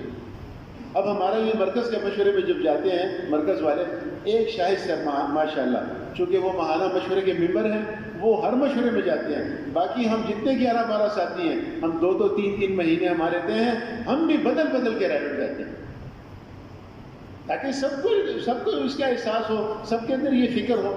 دوسری بات یہ ہے میرے دوستوں اور بزرگوں، اگر ہم یہ کام چند آدمیوں کے ذریعے کریں گے یہ کام محدود رہے گا۔ ہمارے بزرگ فرماتے ہیں کام کو وسیع کرو، کام کو پھیلاؤ، نئے سے نئے آدمی کو اس کام کا ذمہ دار بناؤ، بلکہ نئے سے نئے کیا، ہر مسلمان کو یہ بات سمجھاؤ کہ تجھے اللہ پاک نے حضرت محمد صلی اللہ علیہ وسلم کی پوری امت کو دین پہنچانے کا ذمہ دار بنا کے بھیجا۔ مرد بھی ذمہ دار ہیں، عورتیں بھی ذمہ دار ہیں، ساری امت ذمہ دار ہے، قیامت تک آخری انسان ذمہ دار ہے۔ حاجی صاحب نے ایک دفعہ ریونڈ کے مشورے میں یہ بات سنائی، انہوں نے کہا میوات میں چند مساجد سے سروزہ کی جماعتیں تیار تھیں، تو مشورے میں یہ بات آئی کہ بھئی ہر مسجد کے لیے کوئی ہدایات والے ساتھی طے کر دو کہ وہ جا کے ہر مسجد میں جماعتوں کو ہدایت بیان کر دیں۔ عبداللہ صاحب فرماتے تھے میں نے حضرت سے عرض کیا، میں نے کہا حضرت اگر یہ ساری جماعتوں کو اکٹھا کر کے ایک ہی جگہ جو ہے تو ہدایت دیتے تو اچھا نہیں؟ کہتے حضرت سے مجھ سے فرمایا پھر انہوں نے کام کو محدود کر دیا، پھر تو انہوں نے کام کو محدود کر دیا۔ بھئی اگر ساری مساجد کو جمع کر کے تم ہدایت بیان کرو گے اس میں 1 2 3 4 آدمی استعمال ہوں گے، اور اگر 20 مساجد میں ہیں تو اب دیکھو کتنے آدمی استعمال ہوں گے۔ یہ جو منگل کا مشورہ بزرگوں نے جو ہے علاقے والوں کے ذمے کیا ہے، اس کا مطلب یہ ہے کسی 50-60 مساجد میں 1000 پرانے ساتھی ہیں، کئی 800 پرانے ساتھی ہیں، کئی 400-500 تو کم کہیں بھی نہیں ہے انشاءاللہ۔ اب یہ 400-500 یا 1000 آدمی یہ سارے استعمال ہیں۔ دیکھو یہاں منگل کا مشورہ ہوتا تھا، اس میں 15-20 آدمی استعمال ہوتے تھے، 2-3 آدمی بیرون کے لیے، 2-3 آدمی اندرون کے لیے، 2-3 آدمی جو ہے تو مستورات کے لیے، اور 1 آدمی جو ہے یہاں بیان کرتا تھا، 1 آدمی یہاں مطالبہ کرتا تھا، سارے 15-20 آدمی استعمال ہوتے تھے۔ اب تو اللہ کا احسان ہے ہر منگل میں جو ہے 20-25 آدمی استعمال ہو رہے ہیں، اور 20-25 کو اگر 90 سے ضرب دو تو ماشاءاللہ بات کہاں تک چلے گی۔ بزرگ تو چاہتے ہیں کہ بھائی میرے دوستوں بزرگوں ہمارا مشورہ کیا ہے، جو منگل کے تقاضے ہم لے کر آئے ہیں، اگر منگل کے تقاضے جو لے کر آئے ہیں ہم اپنے مشورے میں ان تقاضوں کے اوپر فکر کریں گے، ان تقاضوں کے اوپر سوچیں گے، ان تقاضوں پر جو ہے ان کو پورا کرنے کی کوشش کریں گے، محنت کریں گے، تو پھر ہماری مسجد کا کام دن بدن آگے بڑھے گا۔ اور اگر ہمارا مسجد کا مشورہ منگل کے مشورے کے ساتھ نہیں جوڑ کھاتا، وہ باتیں وہاں پر نہیں ہیں۔ بعض لوگ ہیں میں نے دیکھا کمی کمزوری ہے، اللہ پاک اس کو بھی ٹھیک کر دے گا انشاءاللہ، منگل میں چلے جاتے ہیں، عصر کی نماز اپنی مسجد میں پڑھ کے جاتے ہیں، سارے لوگ ایسے نہیں ہیں، میں چند لوگوں کی بات کر رہا ہوں۔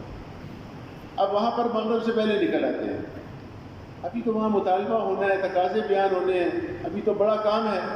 اب جب یہ لوگ آ جاتے ہیں صبح امیر صاحب پوچھتے ہیں اچھا بھائی یار بیگا منگل سوچ سکتے ہو جب کرے ہو مجید سنگا چلو یار سے تقاضے میں بس یار سے نوے خبر نہ واپس آگا جوڑ دے 27 تاریخ بعد آگے نوے خبر باقی ماں سڑے خبر ہے۔ امیر صاحب بھی کہتے ہیں خواب وہ یار مسعودن تعلیم بسوں کی بس یہ ہمارا مجلس۔ بھائی منگل کے مشورے میں جاؤ، قلم کاغذ لے کر جاؤ۔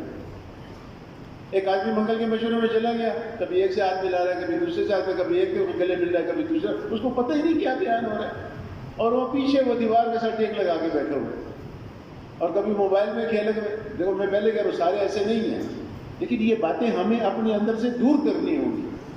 جب تک ہم اس کام کے اندر یکسوئی کے ساتھ نہیں لگیں گے ہم اس کام کو نہیں سمجھ سکتے۔ حضرت فرماتے تھے یہ کام جو ہے یہ قال نہیں ہے، یہ حال ہے، حال۔ اور حال کس کو کہتے ہیں؟ جس میں آدمی ساری باتوں کو بھول جائے اس کو حال کہتے ہیں۔ میں نے پہلے بھی سنا، اور یہ حضرت کی بات ہے، اس لیے میں آپ کو بار بار سناتا ہوں۔ حضرت فرماتے تھے ہمیں محنت کرتے کرتے یہاں سے وہاں تک پہنچنا ہے۔ اچھا کہاں سے کہاں پہنچنا ہے؟ حضرت فرماتے تھے ایک آدمی سے کسی نے پوچھا بھئی کیا حال ہے آپ کا؟ یار کاروبار بہت خراب ہے یار، بازار بڑا خراب ہے۔ وہ کہتا ہے آپ کا کیا حال ہے؟ یہ اس کو بازار سنا رہا ہے۔ ایک آدمی سے کسی نے پوچھا بھئی کیا حال ہے آپ کا؟ وہ کہتا ہے بیوی بہت سخت بیمار ہے۔ اب اس کا حال کیا ہے؟ اس کے دل کے اندر بیوی کی بیماری ہے، اس کے دل کے اندر کاروبار ہے، اس کے دل کے اندر دکان ہے۔ حضرت فرماتے تھے محنت کرتے کرتے ہم یہاں تک پہنچیں کہ جب ہم سے کوئی پوچھے یار آپ کے کاروبار کا کیا حال ہے، آپ کی بیوی کا کیا حال ہے، آپ کے بچے کا کیا حال ہے، ہم اس کو جواب میں یہ کہیں کہ یار یہ ساری انسانیت دوزخ سے کیسے بچے گی اور جنت پہ کیسے جائے گی، ہم نے محنت کرتے کرتے یہاں تک پہنچنا ہے۔ اور حضرت فرماتے تھے جب یہ کیفیت ہو جاتی ہے پھر یہ نہیں بولتا، اس کے اعمال بولتے ہیں، پھر یہ نہیں بولتا، اس کے اعمال بولتے ہیں۔ حضرت فرماتے تھے پھر جو ہے یہ لایانی باتیں نہیں کرتا، پھر یہ کسی کے ساتھ مذاق نہیں کرتا، پھر یہ جھوٹ نہیں بولتا، پھر یہ کارٹون نہیں بنتا۔ یقین جانو یہ لفظ لکھا ہوا ہے باقاعدہ۔ حضرت فرماتے تھے اس طرح بن کے مت چلو، کارٹون بن کے مت چلو کہ لوگ تم پہ ہنسیں، مشورے میں ایسی باتیں کرنا کہ لوگ تم پہ ہنسیں، یہ کارٹون ہے جس پہ لوگ ہنستے ہیں۔ یہ حضرت کے بیان میں لکھا ہے، اپنے آپ کو کارٹون مت بنا کے چلو کہ لوگ تم پہ ہنسیں، بس سنجیدگی کے ساتھ اس کام کو کرو۔ حضرت فرماتے تھے پھر تم سنجیدہ ہو جاؤ گے، چپ رہنے کو جی چاہے گا، ذکر کرنے کو جی چاہے گا، نماز پڑھنے کو جی چاہے گا، دعوت دینے کو جی چاہے گا، ذکر کرنے کو جی چاہے گا، تعلیم کے حلقے میں بیٹھنے کو جی چاہے گا، جب تمہاری جو ہے یہ کیفیت ہو جائے گی۔ اور حضرت فرماتے تھے کہ تم نہیں بولو گے، تمہارے اعمال بولیں گے۔ تو میرے دوستوں بزرگوں، یہ اپنی مسجد کا مشورہ اس اعتبار سے ہم نے مضبوط کرنا ہے، تو کریں گے انشاءاللہ۔ کمی کمزوری ہوتی ہے، اللہ غفور رحیم ذات ہے، جتنی کمی ہوئی اس کو معاف کر دے گا اللہ پاک، استغفار کریں گے۔ آئندہ کے لیے ہمارا یہ عزم ہو کہ ہماری مسجد کے 4 ساتھی منگل کے مشورے میں ضرور جائیں گے۔ کون بھیجے گا جی انشاءاللہ؟ اور منگل سے 4 ساتھی ضرور یہاں پر آنے چاہیے۔ دیکھو آج کتنا اہم مشورہ تھا، لیکن پھر بھی بعض منگل والے نہیں آئے، حالانکہ الحمدللہ ہمارا اتوار کا مشورہ بہت اچھا ہے، 100% بھی لوگ آتے ہیں۔ ہو سکتا ہے ان کو کوئی کام ہو بیچاروں کا، کوئی بات نہیں، لیکن اگر کوئی نہیں جا سکتے ہیں 4 آدمی تو مسجد میں صرف یہی 4 تو نہیں ہے نا، منگل میں تو آپ کے پاس ایک مجمع ہے، دوسروں کو بھجوا دو، دوسروں کو بھجوا دو۔ اگر کوئی نہیں آ سکتا تو وہ کہے بھی میرا عذر ہے، میں نہیں جا سکتا۔ تو منگل کے ساتھی جو ہے 4 آدمیوں کو ضرور یہاں بھجوائیں گے جی انشاءاللہ۔ پھر وہ یہاں سے سارے تقاضے لکھ کے لے کے جائیں۔ دیکھو ہمارے شاہد صاحب اکثر یہ ترغیب دیتے ہیں کہ بھئی جتنے تقاضے آپ لکھ کے لے کر جاؤ، وہاں پر منگل میں ہر تقاضے کو کم از کم 10 منٹ اس کی اہمیت ضرور بیان کرو۔ 15-20 منٹ ترغیبی بات ہو گئی، پھر اس کے بعد جو ہے بیرون کا تقاضا ہے 7 ماہ کا، اس کی اہمیت بتاؤ۔ اندرون ملک سال کا تقاضا ہے، اس کی اہمیت بتاؤ۔ اب یہ ہمیں تقاضے ملے ہوئے ہیں، برازیل ایک ملک ہے، امریکہ کے لیے مستورات کی جماعت ہے، امریکہ کے لیے مردوں کی جماعت ہے، وہ یہ تقاضے ہیں، اس کی 10 منٹ اہمیت بیان کرو۔ امریکہ والوں نے یہ کہا ہمارے مسائل بہت ہیں، ہمارا پاکستان اور ہندوستان جانا بہت کم ہو گیا ہے، پاکستان سے کوئی ایسے صحبت یافتہ لوگوں کی جماعتیں بھجواؤ جو آ کر صرف ہمیں بزرگوں کی باتیں سنائیں تاکہ ہمارے ساتھیوں کے اندر تازگی پیدا ہو۔ یہ امریکہ والوں نے خود کہا ہے۔ اتنا ہزاروں کا مجمع ہمارے پاس، اور اس میں تو 4-5 جماعتیں نہیں بن سکتی ہیں۔ اگر ہم فکر کریں اللہ پاک غیب سے صورت پیدا فرمائیں گے۔ اب اس کے بعد مستورات کا کام ہے، ماشاءاللہ مستورات کا کام بڑھ رہا ہے دن بدن۔ بھائی مستورات کے کام کو 10 منٹ اہمیت بیان کرنی چاہیے۔ چلے کی اہمیت بیان کرو، 15 یوم کی اہمیت بیان کرو، ملکوں کی اہمیت بیان کرو۔ اس کے بعد جو ہے تو یہ جو ہمارے ہفتہ واری تعلیمی حلقے ہیں بھائی اس کو بیان کرو۔ یہاں پر 10 حلقے ہر ہفتے آتے ہیں۔ میں تو ایک دن بیٹھا، وہ حلقوں والوں نے تقریباً سب نے یہ اعتراض کیا، انہوں نے کہا جی ہمارا جو ہفتہ واری حلقہ ہے، اکثر جو ہمارے وقت لگائے ہوئے پرانے ساتھی ہیں ان کی مستورات اس حلقے میں نہیں آتی۔ اب جس محلے میں ہفتہ واری حلقہ لگتا ہے اور اس محلے کے پرانے ساتھی اپنی مستورات کو اس حلقے میں نہیں بچوائیں گے تو وہ حلقہ کیسے مضبوط ہوگا؟ آج صبح بھی ایک حلقہ پیش ہوا، اس کو مؤخر کر دیا، اس میں تعلیم والی کوئی نہیں ہے۔ بھئی ہو سکتا ہے ایک محلے میں تعلیم والی نہیں ہے، لیکن تعلیم والی اب نہیں جاتی تو بیچارے ان پڑھ لوگ چلے گئے، اب کیا کریں؟ ہمارے لیے تو پھر تعلیم والوں سے یہ ان پڑھ لوگ ہی اچھے ہیں کہ قربانی تو کرتے ہیں نا، لیکن چونکہ قواعد ان کے پورے نہیں تھے، اصولوں کے ساتھ برابر نہیں تھی، اس لیے شاہ صاحب نے فرمایا بھائی 1 مہینہ اس کو مؤخر کر دو، 1 مہینے میں آپ تعلیم والی کو مستورات جو ہے پیدا کرو، اس کے بعد یہ حلقہ شروع کریں۔ ایسے تو یہ حلقہ شروع نہیں کرنا۔ اب اس سب تقاضوں کی باقاعدہ ایسے ہی اہمیت بیان کریں کہ جتنے مساجد سے آئے ہوئے 4 ساتھی ہیں وہ ان تقاضوں کو لے لیں، پھر یہ 4 ساتھی اپنی مسجد کے اندر جو مشورہ ہوتا ہے اس مشورے میں اپنی ساری مسجد کی جماعت کو بھریں۔ اب یہاں الحرم ٹاؤن والوں نے بتایا کہ ہم بعض اوقات صبح مشورے میں 40 ساتھی بھی ہوتے ہیں، اب دیکھو کتنی بڑی ہماری جو ہے تو ایک قوت ہے یہ، اب 40 ساتھیوں کو ہم منگل کے تقاضے بھریں۔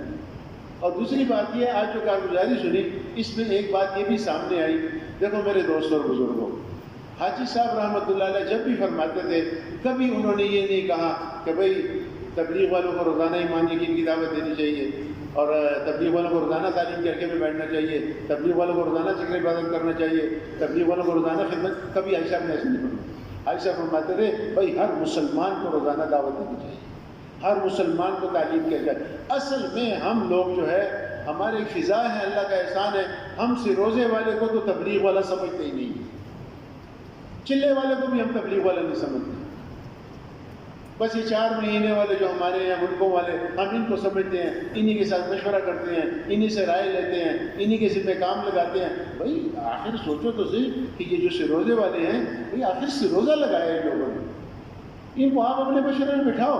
یقین جانا میں کراچی گیا، کراچی میں نے ایک مسجد میں دیکھا انہوں نے نئے لوگوں کو یہاں بٹھایا تھا دائیں طرف اور پرانوں کو آخر میں بٹھایا تھا، اور ان کے امیر صاحب نے مجھے کہا، انہوں نے کہا جی ہم تو پہلے نئے لوگوں سے مشورہ شروع کرتے ہیں، کیونکہ اکثر جو ہے پرانوں سے مشورہ لے لو پھر نئے لوگ یہی کہتے ہیں بھائی جی جیسے انہوں نے فرمایا میری بھی یہ رائے ہے۔ انہوں نے کہا یہ ان کا ذہن استعمال نہیں ہوتا، یہ پرانے ایک دوسرے کی آنکھوں میں بیان بھی یہ کریں، تعلیم بھی یہ کرائیں، نئے کو زیادہ سے زیادہ چلو یار اس کو متکلم بنا دو، یار اس کو استقبال میں کھڑا کر دو۔ ٹھیک ہے نیوں کو بھی استقبال میں کھڑا کرنا ہے، نیوں کو بھی متکلم بنانا ہے، لیکن پرانوں کو بھی متکلم بنانا ہے۔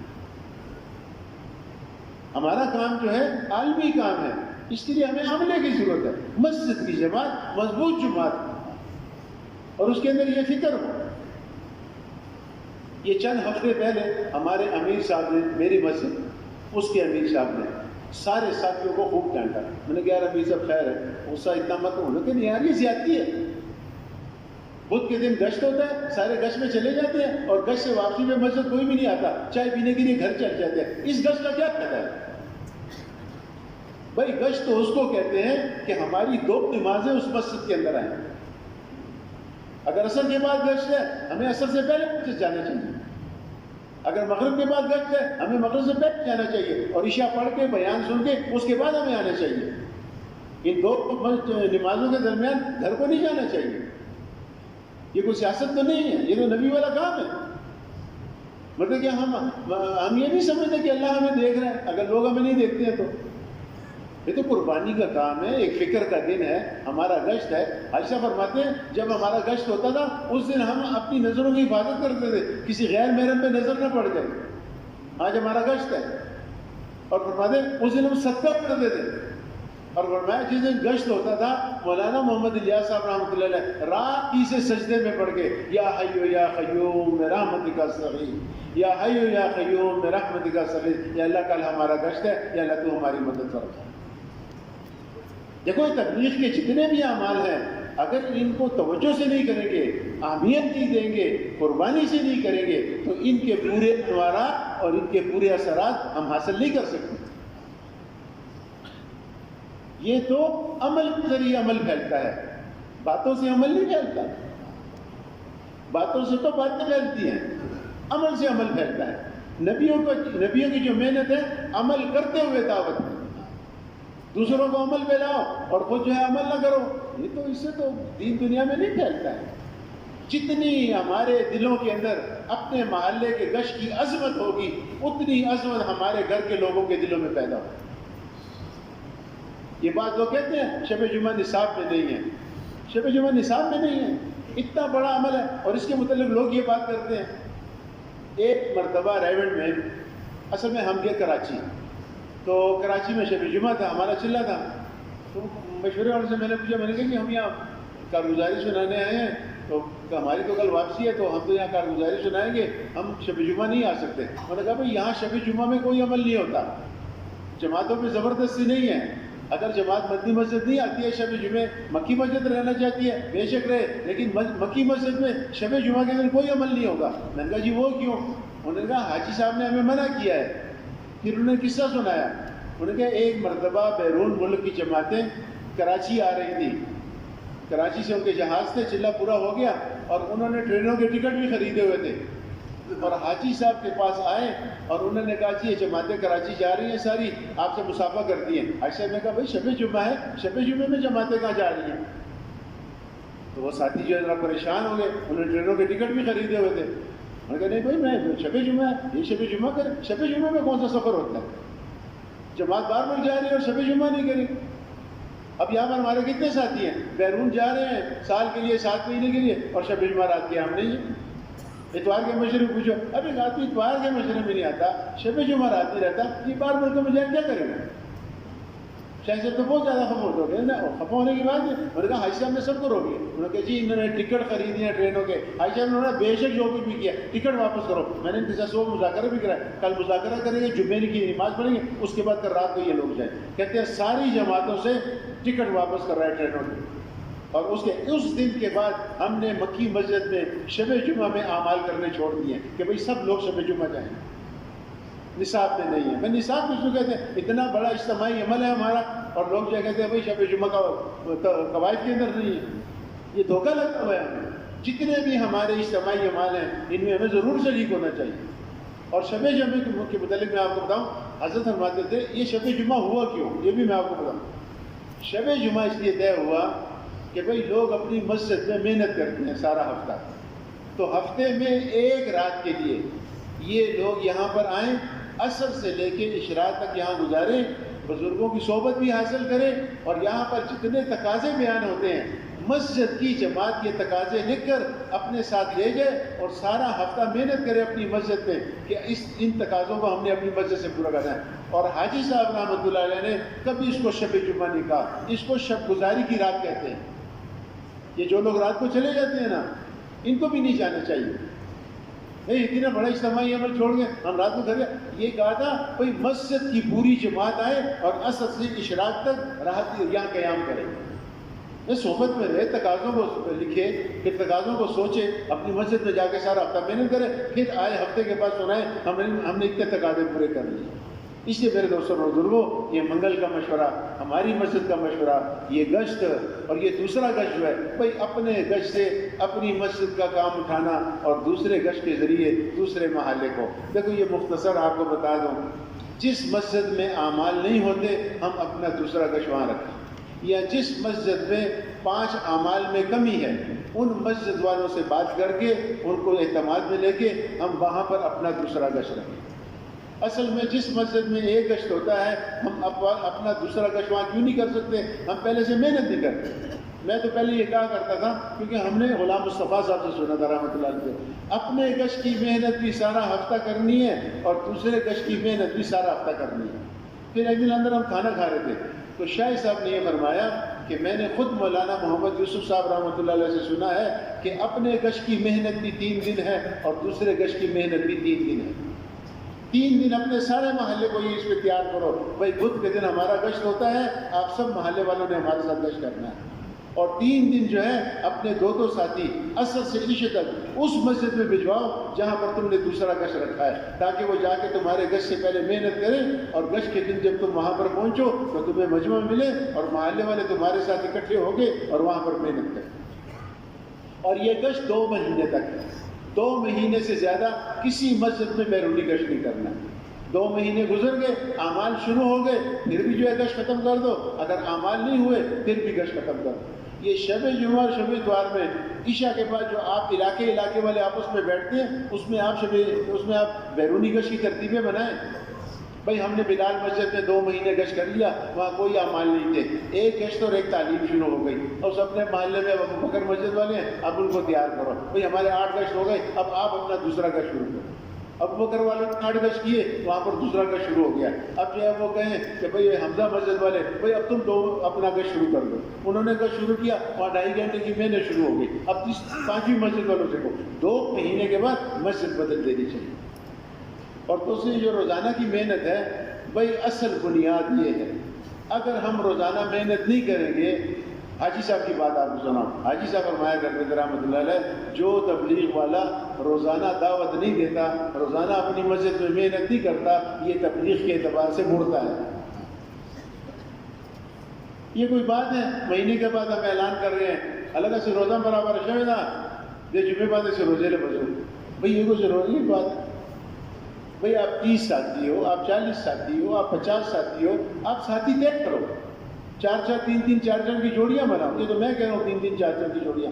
ریوڈ والے یہ کہتے ہیں کہ ہر پرانا جو ہے اپنے ساتھ 9 نئے ساتھیوں کو تیار کر کے سروزے میں جائے. اگر 50 پرانے ساتھی ہیں، اس مسجد سے مہینے میں 50 سروزے کی جماعتیں نکلنی چاہیے. لیکن چلو تھوڑی رعایت کر لیتے ہیں، اللہ مجھے معاف کرے اس بات ہے. بھائی 3-3 4 کی جوڑیاں بنا لو. ان 50 کی 12-13 جوڑیاں بنتی ہیں. بھئی ہر 3-4 آدمیوں کے ساتھ نئے 5-6 تیار کرو. ان کے سروزے طے کرو. میں پہلے ہفتے میں لگاؤں گا، میں دوسرے ہفتے میں لگاؤں، میں تیسرے ہفتے میں 4 کے 4 ہفتوں میں 12-13 جماعتیں بن گئی. اب ایک ہفتے 3-4 جماعتیں نکل گئی، دوسرے ہفتے 3-4 جماعتیں نکل گئی. اب کہاں ایک مسجد سے 1 یا 2 جماعتیں نکلتی تھی، اب کہاں جو تو جائے. اور اس کو رواج دینا چاہیے. دیکھو یہ نئے لوگ جتنے بھی ہیں، سروزہ والے ہیں یا چلے والے ہیں، بھئی ان کو اپنے مشوروں میں بٹھاؤ، ان سے پوچھو. حاجی صاحب رحمۃ اللہ علیہ فرماتے تھے، اگر تم ہر ساتھی سے نہیں پوچھو گے، یہ تمہارا ہم فکر نہیں بنے گا. اگر نیا ساتھی کہہ دیں گا یار جی بس امیر صاحب سویرے انتظام نہ مشورہ نہیں، بھئی آپ بتاؤ امیر صاحب کا مشورہ کیا ہے. حاجی صاحب فرماتے تھے ان کے ذہن کو جو ہے جگاؤ، ان کے اندر فکر پیدا کرو، ان کے اوپر بوجھ ڈالو، تب ان کے اندر یہ جو ہے بات داخل ہوگی کہ بھئی میں نے کام کرنا. تو سب جو ہے جتنے بھی ہیں، حاجی صاحب کو فرماتے تھے، میں نے پچھلے اتوار کی بات مثال کے طور پہ، یہ ہمیں گل صاحب نے سنایا. میں نے کہا حاجی صاحب رحمۃ اللہ فرماتے تھے مثال کے طور پہ ایک مسجد ہے، اس مسجد کے ساتھ 50 گھر ہیں. ان 50 گھروں میں کسی میں 1 بالغ مرد ہے، کسی میں 2، کسی میں 3، کسی میں 4، کسی میں 5. چلو اوسطاً ہم جو ہے ہر گھر میں 3 بالغ مرد ہیں، تو 50 گھروں میں کتنے ہوتے؟ 150. حاجی صاحب رحمۃ اللہ فرماتے تھے یہ 150 ہے، یہ مسجد کی جماعت ہے. اس میں داڑھی بغیر بھی ہیں، اس میں بے نمازی بھی ہیں، اس میں سر یہ 150 مسجد کی جماعت ہے. ہم نے اپنے محلے کا کام یہاں تک پہنچانا ہے کہ یہ 150 آدمی کب جو ہے صبح ہمارے مشورے پہ بیٹھے گا، یہ 150 آدمی کب محلے کا گشت کرے گا، یہ 150 آدمی کب دوسرا گشت کرے گا، یہ 150 آدمی کب روزانہ جو ہے 2.5 گھنٹے دے گا. ہم نے تو اپنی مسجد کا کام کو یہاں تک پہنچانا ہے. اگر یہ 150 آدمی تھوڑا تھوڑا وقت دے دیں تو شاید مسجد صبح سے لے کے رات دیر تک جو ہے آباد نہیں ہو سکتی اعمال سے. بہت سے لوگ ہم دیکھتے ہیں، ایسے لوگ ہیں پرانے ہیں، 4-4 مہینے لگائے ہیں، زور کی نماز میں بھی محلے میں موجود ہوتے ہیں، عصر میں بھی موجود ہوتے ہیں، سارا دن اپنے بچوں پوتوں ووتوں کو لے کے اور کبھی سبزی لا رہے ہیں اور کبھی کیا کر رہے ہیں. بھائی ان کی ترتیب بناؤ. یہ 1-1 گھنٹہ 2-2 گھنٹہ دیں، سارا دن گشتیں ہوں، سارا دن ملاقاتیں ہوں، ترغیب ہو، دین کا سیکھنا ہو، دین کی باتیں ہوں. ہماری مسجد کے مولوی صاحب نے چند دن پہلے یہ بات شروع کی ہے. عصر کے بعد وہ ایک مسئلہ بتاتے ہیں، میرا خیال ہے 1 منٹ لگتا ہے اس کے اوپر. تو انہوں نے آج کل نماز کے مسائل شروع کیے ہیں. تو انہوں نے جب یہ بتایا کہ جو آدمی سجدے میں جاتا ہے پورا اوپر نہیں ہوتا، اس سے واجب رہ جاتا ہے. یہ تو انہوں نے کہا کہ نماز نہیں ہوتی، یا حضور نے اس صحابی سے فرمایا تھا تو نے نماز نہیں پڑھی. ہمارے محلے کے لوگ پریشان ہو گئے. ہمارے ولی صاحب نے مولوی صاحب سے کہا کہ مولوی صاحب میں نے خود دیکھا ہے، اس دن میں استقبال میں تھا، اندر بیٹھ کے بات ہو رہی تھی گشت کے دن، ایک آدمی ہے اس نے ایسے ہی سجدہ کیا. انہوں نے کہا بھائی یہی تو ہم روتے ہیں نا، لوگوں کی نمازیں ضائع ہو رہی ہیں. اب دین کا سیکھنا سکھانا ہماری مسجد میں ہے ہی نہیں. سالوں گزر گئے، ایک مسئلہ بھی نہیں پوچھتے. یہ آپس میں بیٹھ گئے، اس کا سارا دن مسجد آباد ہو، 8-10 آدمی ہر وقت مسجد میں موجود ہوں، اعمال ہو رہے ہوں، صبح سے لے کے رات تک یہ مسجد آباد ہو گئی۔ ہم بالکل صاحب فرماتے تھے، بھائی عائشہ فرماتے ہیں عصر میں پھر سب قرآن کو آ جانا چاہیے، عصر سے لے کے عشاء تک تو ہم سب کے لیے۔ یہ مشورے میں طے ہوا تھا، پہلے تھا کہ 24 گھنٹے مسجد آباد کرو، پھر بنگلہ دیش میں یہ مشورہ ہوا۔ ساؤتھ افریقہ والوں نے کہا کہ حضرت ہمارے لوگوں کو تو رات کو یہ قتل کر دیتے ہیں کالے، گاڑی بھی چھین لیتے ہیں، پیسے بھی چھین لیتے ہیں، آدمی بھی قتل کر دیتے ہیں۔ اور افریقہ کے اکثر اور ملکوں والوں نے بھی کہا، یوگنڈا والوں نے کہا، کینیا والوں نے کہا۔ پھر اس مشورے میں یہ طے ہوا کہ بھئی جن علاقوں میں امن ہے اس علاقے کے لوگ تہجد کی نماز جا کے پرانے ساتھی مسجد میں پڑھیں، اور نماز کے بعد جو ہے مشورہ کریں اور سارے دن کی ترتیب بنائیں، اور رات دیر تک جو ہے اس مسجد میں اعمال ہوں۔ کھانا اور بستر یہ مسجد میں نہیں ہوگا، کھانا بھی گھر میں کھائیں گے، رات کا سونا بھی مسجد میں نہیں کریں گے، رات کا سونا گھر میں ہوگا، کھانا بھی گھر میں ہوگا، مسجد صرف اعمال کی جگہ ہے۔ مسجد میں سارا دن جو مشورے سے طے ہو گیا اس میں ساتھی گشتیں کریں، ملاقاتیں کریں، لوگوں کے پاس جائیں۔ یہ تو ہم نظام الدین گئے تھے سن 1981 میں، تو مولانا انعام الحسن صاحب رحمۃ اللہ علیہ سے ہم نے یہ بات سنی۔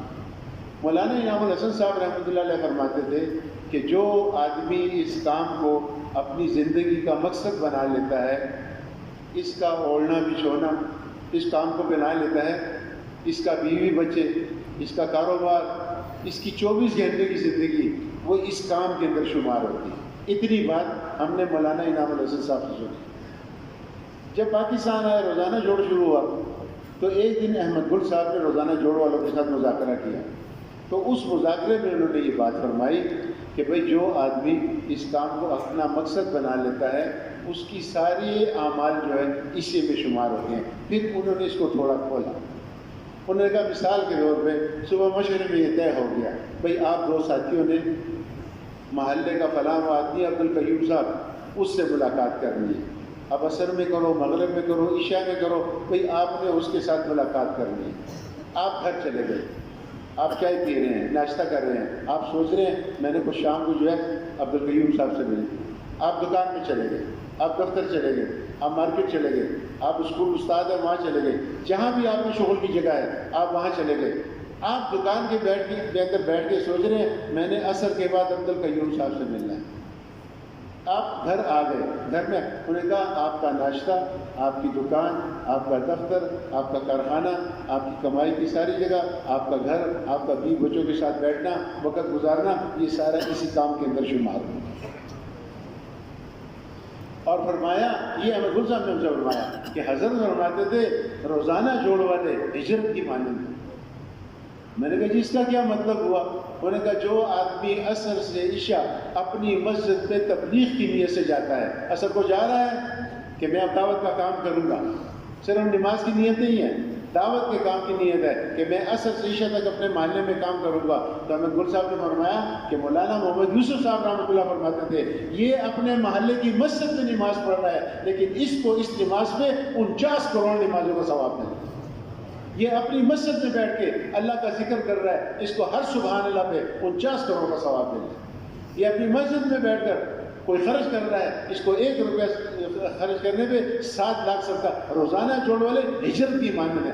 جو اللہ کے راستے میں ثواب ملتے ہیں وہی اپنی مسجد میں ملیں گے اگر یہ اپنی مسجد میں روزانہ جوڑ کی محنت کی ہے۔ بھائی میں عصر سے عشاء بتا رہا ہوں، عشاء کے بعد آؤں گا، اب عصر کی نماز پڑھی، اب اس میں گشتیں کرنے لگے، پھر مغرب کی نماز پڑھی، پھر گشتیں، ملاقاتیں، لوگوں سے ملنا، پھر عشاء کی نماز پڑھی، یہ ہجرت کی مانند ہے۔ دوستو اللہ پاک نے ہمیں ایک بہت اونچا کام دیا، یہ ایسا کام ہے کہ اس کام کو اگر کرتے رہیں گے اللہ پاک ایک دن اپنا تعلق نصیب فرما دیں گے، اللہ پاک ایک دن اپنا دھیان نصیب فرما دیں گے، اللہ پاک ہماری نمازوں کو بھی ٹھیک کر دیں گے، اللہ پاک ہمارے دل کی کیفیت کو بھی بنا دیں گے، اور اللہ پاک یہ کام ہمارے جسم کا حصہ بنا دیں گے۔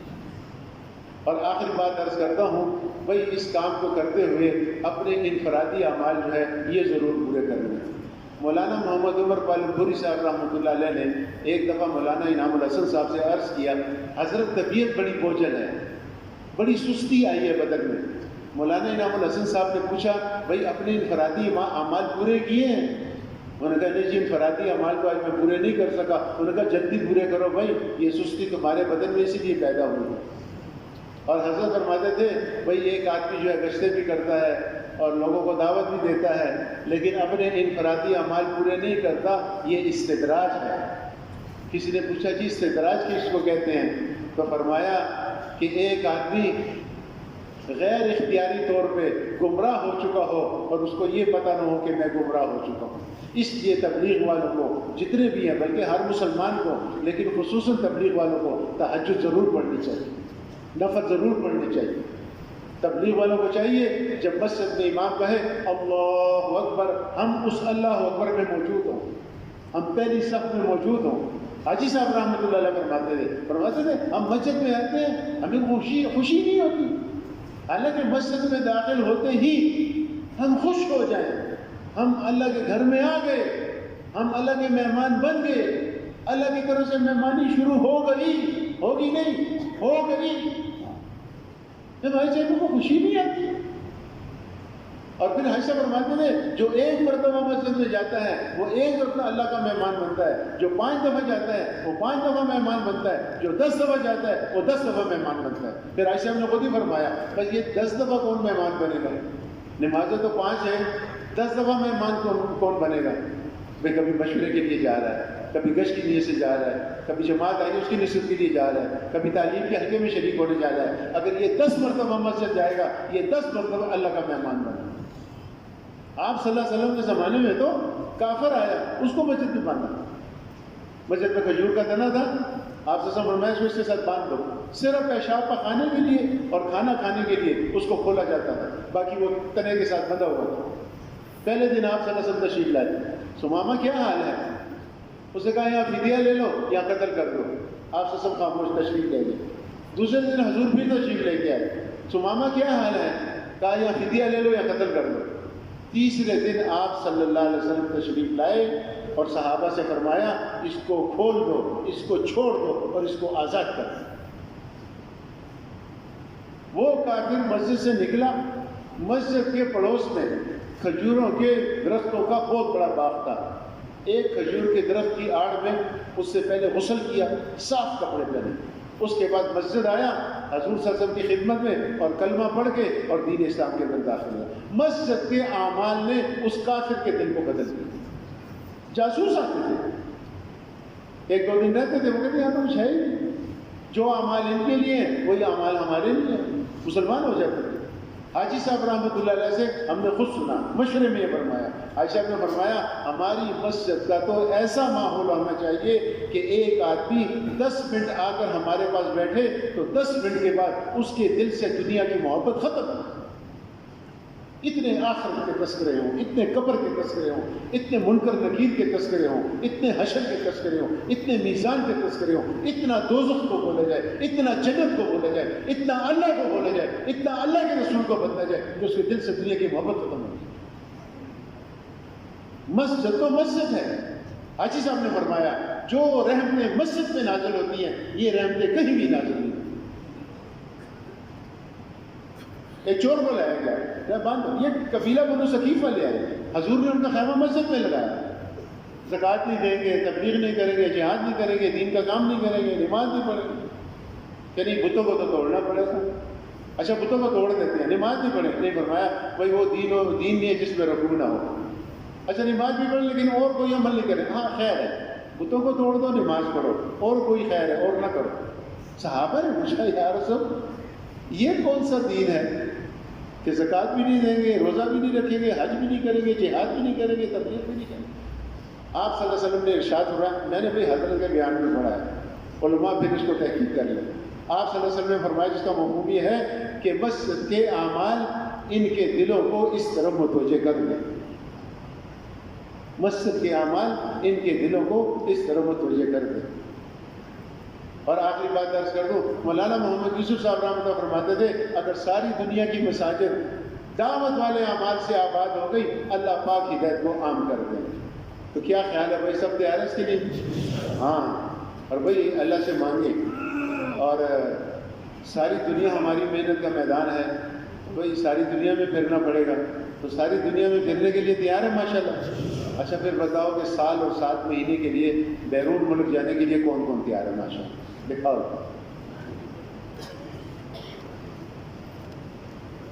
بتاؤ جی، بتاؤ ماشاءاللہ. ہاں جی، اتنا بڑا مجمع ہے آج تو اتنی جماعتیں دکھا دو کہ دکھنے والے تھک جائیں. پتہ نہیں اللہ پاک آپ کو دیکھ کے کتنا خوش ہو رہے ہیں. میں تو سچی بات ہے، وہ کہتے ہیں جگہ نہیں ہے، پانی ختم ہو گیا.